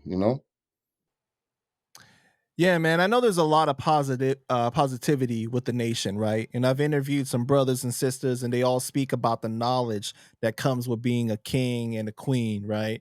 Can you speak about some of the positivity that you got from it? How did that change your life in that way? Well, the positivity I got was that back then when, shit done changed, you know what I'm saying? Like with the times, we're talking about different times back then, right? But I remember we should get up every Sunday, right? Before we would have our little powwows, we would go to the local church because, during the week, we would have a powwow during the week, right? And we would do a colecta, like we would collect stuff for the neighborhood, for people, for the less fortunate, and we always had churches we dealt with. And this is on a local level, you know what I'm saying? I'm not talking about, because there's chapters, etc. I'm not going to get into the whole, politics, but so what I went through is we made sure, if there was a family in need, we find out something happened in the neighborhood and a family needed something, we would come up with it. If somebody was being harassed by such and such and there was some type of social injustice going on, we would show up. You know what I'm saying? It was deep, man. And that you should give me like a sense of rewarding. It was rewarding to me. You know what I'm saying? Knowing that I helped, even though it was a carload of canned goods and unperishable items, whatever you call it, right? That we donated, but we did something for the neighborhood. You know what I'm saying? For our people. You know what I'm saying? So that to me was key, and it still is. You know, I wanna help the youngins get back to that. You know, because it's lost. So how do you feel it's changed from then? Like, how has the nation changed from those early days of doing those good things? Listen, the knowledge and all that people have spoken to you about, all that kind of remains the same. You know, it's just we're living in a different era. This new generation is different, man. It's different, and not in a good way, man. Unfortunately, and you know why that happened? Because my generation got swept out of here, bro. The ones that were supposed to teach the youngins got set up with RICO shit indictments and got an asshole full of time for some shit that, you know what I'm saying? Like that, we could get deep into that. You feel me? But basically, they done got rid of a whole generation of individuals that could have helped. Cause the OGs the helping teach the game OGs, to the right? youngins, right? Yeah, I Because got of the you. Yeah. stigma. Because mind you, the stigma that gets placed on us individually as Latin kings is way worse than anybody else. And I don't care who you name. That's a fact. Right, because I wanted to ask you about that, right? Like, why do you think the nation gets a bad rap? Because there is that stigma to it. That's because I know the answer to that. I'm not going to say it, but just know that, you know, it's nothing. It's just simple things like communication, you know, like we not like those other guys and them other, you know, organizations that might not be organized. We might be a tad bit more organized, you know, and with that, I think comes everything else, which is the injustices and, you know, like our founder in New York he got a crazy sentence, man. Like 45 years, his first 45 years are to be served in solitary confinement. Can't speak to nobody. Yeah, family members. He don't have family members, so who he gonna talk to? His lawyer. You know, it gets deep, man. It gets deep, man. But you know, I'm here as an elder now. You feel me? I'm not involved with the politics and the day-to-day of it. You know, wherever I travel, wherever I am, I seek the light. I seek my brothers because we everywhere, right? And I don't seek it to do no dumb shit. Let me see, yo, is there anybody here with talent?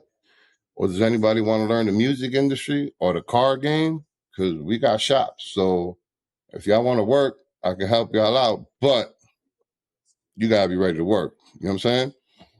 So, you know, thankfully, I'm in a position now where I can help the future generation, you know? Yeah, man. And on the song No Tiene Miedo, right? You said free King Tone. What has your relationship been like with Tone over the years? And shout out to him, man, because I interviewed him and he's a real positive brother. Said nothing but positive things, you know. No comment on that right now, brother. Okay. No comment. All right. I just wanted to bring up because the way it related to what you were saying though, because of you were saying the negativity or the bad stigma that gets placed on each individual king, because he had said that when his boss had found out that he was a king, he couldn't even keep his job, right? Because of that stigma as well. Yeah, that happens. I'm assuming that happens to a lot of brothers, you know? He just happens to put himself out there in the limelight a lot. So of course it's gonna come with some backlash or whatever, you know what I mean? I mean, to clarify, he said that was then when that happened, and then he had got put. Yeah, man, roll the clip. And let me say something to America that they never say in a story. I came home in 90, 91, 92. I maintained a job as the leader of the Latin Kings till I couldn't no more till my boss found out I was King Tone. I worked in mailrooms. I worked in supermarkets. I kept a job as the leader of the Kings, as an example. But then the notoriety reached where I was cornered, where people wouldn't rent to me. That's all. I'm not making excuses, but I want you to show how they took an articulate leader, straight coming from the grassroots. The people believed in him.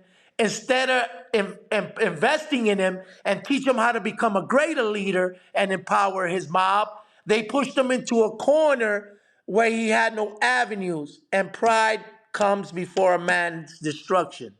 So, kids, I had thousands of people to choose from to say, I need this much money. I need to pay my rent. I'm embarrassed. Me and my daughter are about to get kicked out of our housing. But because I was King Tone and I was too prideful and I believed the idol that I created could do better going back to his old ways than doing it with the new Antonio Fernandez way and the movement, I made a bad decision. I sat down and I looked at a guy bag up heroin. 5 years later, so he could pay my rent. This is the true story, kids. So when you see these loud gangsters talking they rich, some of them own their rent and child support. But they sending you to do shit. Still, they got no power in their own house and their own family. Yeah. Yeah. No, shout out. Hey, like I said, no comment. I want to highlight a song that you did called Libertad, right, with Melly Mel and Cuban Link. What was the inspiration behind that song? Because I feel like it's a really powerful song. Yeah, no, it definitely was. Well, it started with the sample. Like, if you listen to what it was saying, I don't got it in front of me, so I'm not like the way it just was. It was deep. From the time you heard that beat, you know how you had to come on it. Pause. Whoa, no Diddy. But that record was deep, man. It was deep. It was just one of those records we wanted to kind of speak on the injustices of every country we were rapping about. So Cuban came with the Cuban experience. Melly Mel, shout out to her. She's such a dope artist, man. She's still doing her thing. She repped the Dominican experience. You know what I'm saying? And I came with the Chileno experience, you know? And that was dope. Because if you do the knowledge, it was like a mixture of all three, and every country in South America and in Latin America, has their own history. You know what I mean? So we kind of touched on it on that record. What would you say is like your favorite collab that you've done with Cuban? Because you guys got a lot of great ones, man. My favorite would probably be Así Suena la Metra, the one where he's in the Bentley, I'm in the Hummer. Right. That one. You know, I like hard hip hop, you know what I mean? Like rap, right. Gangster shit, bro. Like, don't hit me with no reggaeton, no none of that. Like, I fuck with it because I fuck with it, and you know what I mean? There's a market, but I like that hip hop shit. I like what's the New York one? I was born in a small town. That's the one with my song on it, right? Yeah. Shout this out is my the brother Mike. Fast Life for New York City. Yeah, that was dope, man. That was dope too. Shout out my song, man. Shout out my song, bro. Yeah, my song, bro. Man. Yeah, that was a good one too. He's a dope brother, man, for sure. Mm-hmm. You had a situation at a French Montana video shoot, right? Oh shit! You did your homework, man. Can you go in about that? Yeah, but can we pause here for a second? I'm gonna use the bathroom real quick, and we'll come back with that. But yeah, so you had a situation at a French Montana video shoot, right? Can you go into that? What happened? What do you know about it? What did you see? What did you hear? I don't know anything about it. I just know that that you had got. Nah. So look, here's what happened. Pretty much, shout out to French, by the way. Shout out to French, my nigga Max, Zach, Mitch, Penthouse Pete, the Coke Boys, Hank. etc. Man, Weasel. If I leave anybody out, my fault. Mitch, I said already. So yeah, so man, rest in peace, Chinks. How about that? We gotta start with that because they was recording the video for Off the Rip, which was a record. Was it? It featured Chinks, right? Yeah, Off the Rip featured Chinks, but he had already passed. So, you know, me and but we didn't get into this yet, but this is probably something we should touch. My brother Gabi Acevedo. Gabi, that's my partner. That's my brother. He's the one who taught me the game. He's the one who said, Poe, you should be a manager. You know what I mean? He schooled me on everything. I met him. Let's sidetrack a little bit because there's a good story right here. And this is an important story. Okay. So I met Gabi, right? We was at you remember Bodega Bams? Yeah. So I used to run with them a lot, you know what I mean? Help them out, you know, make sure everything was on the up and up. You feel what I'm saying? So they had a record called Don Francisco featuring French Montana. So that video shoot, they were shooting the video, and shout out my man Spiff. Spiff was there too. Spiff TV. I don't know if you're familiar with him. Long story short, I had heard of Gabi, you know what I'm saying, for a long time because you know who Gabi is? You familiar with him? No. Gabi, he's from the days from Loud Records. He used to be street team, you know what I mean? Part of okay. He was managing French Montana at the time. He managed him for a long time. He discovered Mike Towers. He used to manage Diego Calderon, etc. He's somebody in the industry, you know what I'm saying? So right. I pull up with Bams and them to this video shoot with French, but I pull up with Bams. So we there, and all of a sudden I run into Gabi. So I'm like, yo, what's up, Gab? Pleasure to meet you, brother. You know, I heard a lot of good things about you. I'm a fan of everything you've done for the industry and our people. You know what I'm saying? He's like, yo, Poe? This is what fucked me up. He's like, Poe Rilla? He's like, yo, I've been looking for you, bro. Where the fuck you been at? I've been trying to sign you forever. Mind you, this was already when I had made up my mind. I bought the shop already. You know what I'm saying? So I told him my whole life story and what led up to me making the decision that I'm going to fall back a little bit, buy the shop, and then I'll come back to the music. So he seen how I was moving, and he already knew about me in the street. So he's like, yo, bro, why don't you just start managing these kids? And, you know how to move. You know how to keep them safe. You know how to keep them away from the dumb shit. You got a good head on your shoulders. You know, you carry yourself a certain way. He's like, yo, whatever you need, I got you. Ever since that day, that man never let me down. You know what I mean? And to this day, right now, 2024, this was, 10 years ago? Nowadays, we're partners. You know what I'm saying? And we got a lot of great shit going on. Wow. So salute to him, man, for giving me a shot and for believing in me and seeing something in me that I probably didn't, you know? So, yeah, so that was that. So what was the question then again? So now we could go fast forward. Right. So the question is, you had a situation at a French Montana video shoot. Can you go into what happened with that? Right. So that day, I believe, Gabi had told me, yo, we doing a video, pull up. So I pull up. I was in the truck. I had my black truck. I think it was a Tahoe or something back then. Shooting a video. Matter of fact, Gabi's there with Mike Towers. Shout out Mikey Towers. He was there. So all of a sudden, just mad people start showing up. Nori, Bus, the whole New York. This was in East New York, behind the Western Beef, 75th Precinct. I don't know if y'all know, but the 75th Precinct, and I ain't know this till after the fact. That movie came out about them and all that. You ever seen that movie about this shit and all that? The 75th? Nah. Look it up, bro. Because that is real. So, shooting a video, right? Started early, probably. Like around what? 1, 2 o'clock. I'm there from like the beginning. So they tell me, yo, throw this shirt on. I changed my white shirt. I had a white tee on. They gave me a rest in peace chain shirt. So, you know, I do what I do. The way I move is always militant, bro. So I got 2 of my guys with me.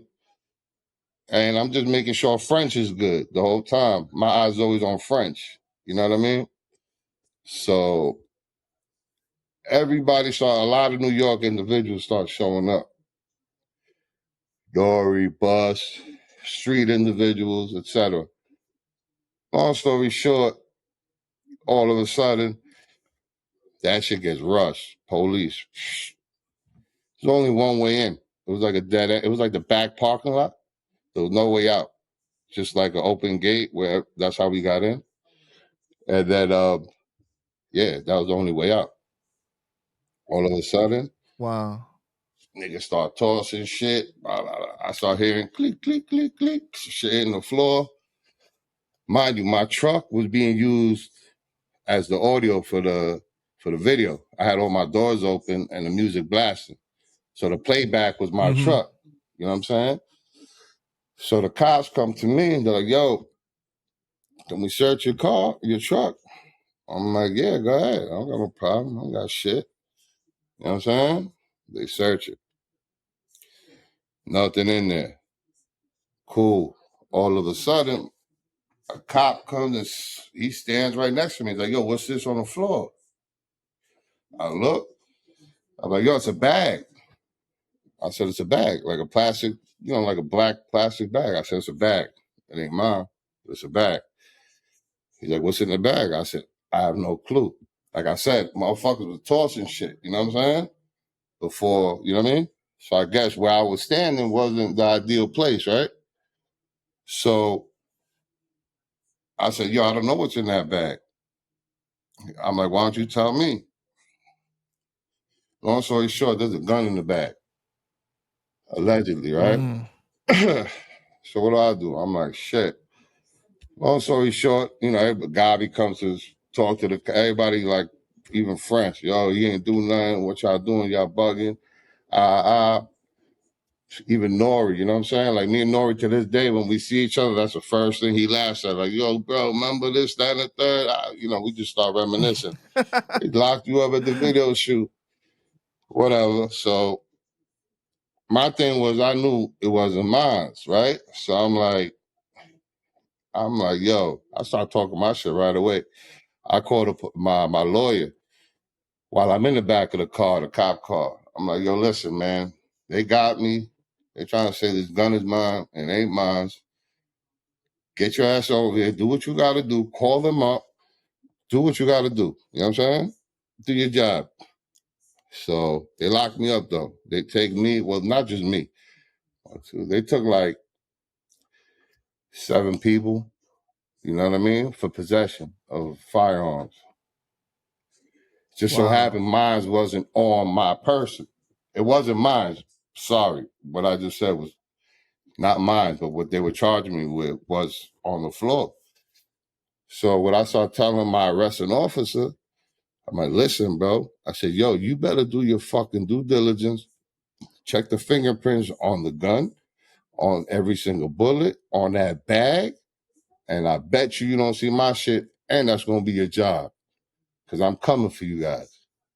I said, I ain't no regular dude. Like, my lawyer's on his way up here. Y'all going to have problems. So it ain't seemed to phase them at the moment. You know what I'm saying? So they take me. I'm in a cell with big ass Max. I don't know if you guys know Max. Max is French security. This dude is like 6'15". That's how tall he is. You know what I'm saying? And he's big as shit. And we in the holding cells, bro. Like, fuck, whatever. So, and you know what's crazy? Since the Chink situation had just happened, they kept making us miss the bus to go to court. So you know how you go through central whatever bookings, and then you go see the judge, and then whatever happens. This shit took like a whole 2 days for no reason. But why they was doing that? Because they wanted us to get questioned by the head homicide detective for chinks. So he shows up, they drag us out. They're like, yo, they say my name. They come get me, come upstairs. I'm like, what the fuck going on? So, but I noticed they were doing it to everybody, you know what I'm saying? Whoever I was, that got locked up with me. So then I get into this office upstairs, and the office is like, I'm such and such. I'm the head investigator for, this, that, and the third. And he's like, would you like to, do you know anything? Do you haven't? I said, listen, I don't know nothing. I said, my lawyer's on his way. Bring me back downstairs. I got nothing to say. I said, I don't know nothing. So they took me back down. And then right before everybody else about to go to court, my arresting officer comes down to me with a piece of paper and says, we're dropping this charge on you, the gun charge. I had a pill on me, a perk. So that's why I had to stay and go through the motions. And I went to see the judge, but they dropped the possession charge for the firearm, which I never had. Yeah, so, but, my name still came out in the newspaper, all types of shit for that, for firearms possession, which I never had. Did you get the charge dropped on the perk? Nope. It was like a fine. They gave me like a stupid ass fine. So paid that shit and got up out of there. So with music, you've been able to tour the world and go back to Chile, where your parents are from.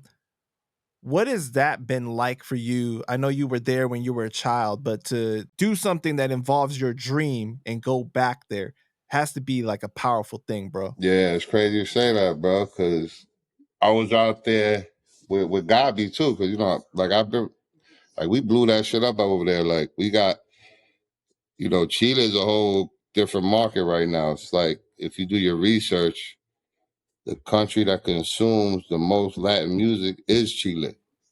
So it's a big platform now for the Puerto Ricans, for everybody, for the whole Latin wave, you know what I'm saying? The whole Latin market.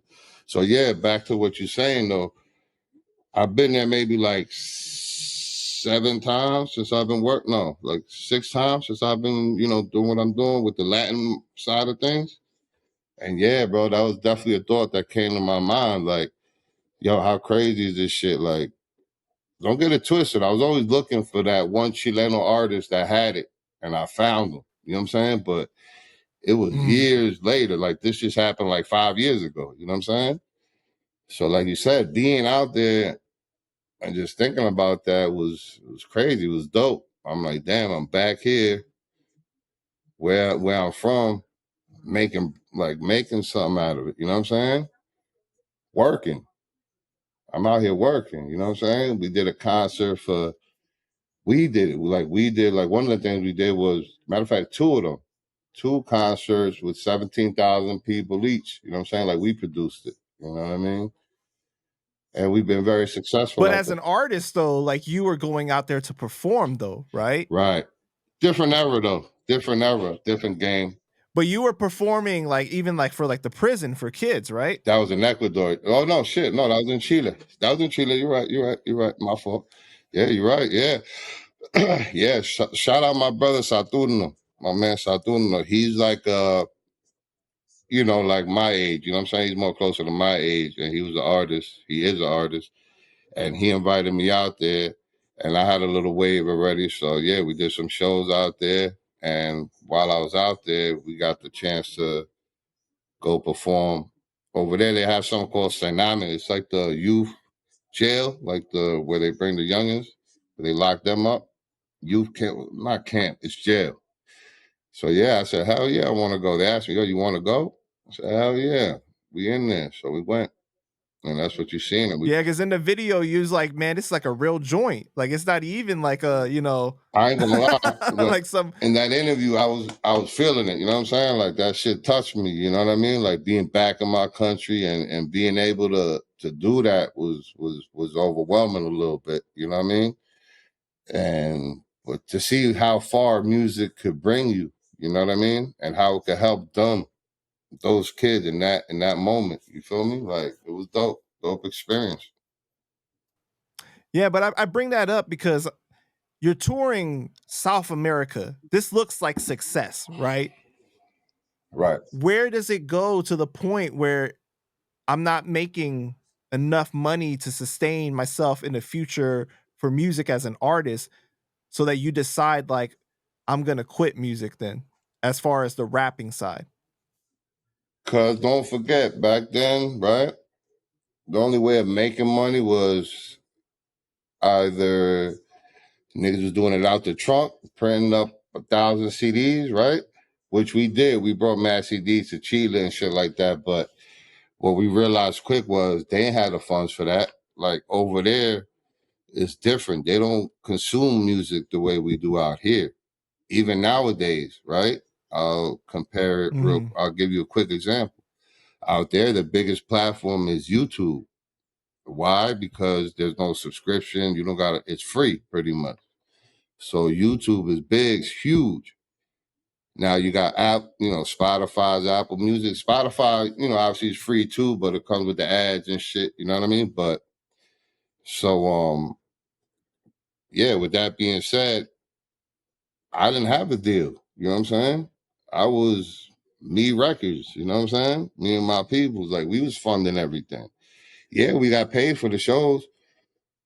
Excuse me. We got paid for the shows, but I still wanted to do more. I'm out there shooting videos, you know what I'm saying? Doing little documentaries, doing this, that, and the third. Like, first of all, when I go somewhere, I like looking a certain way. You feel me? All that shit costs bread. You know what I'm saying? Costs money.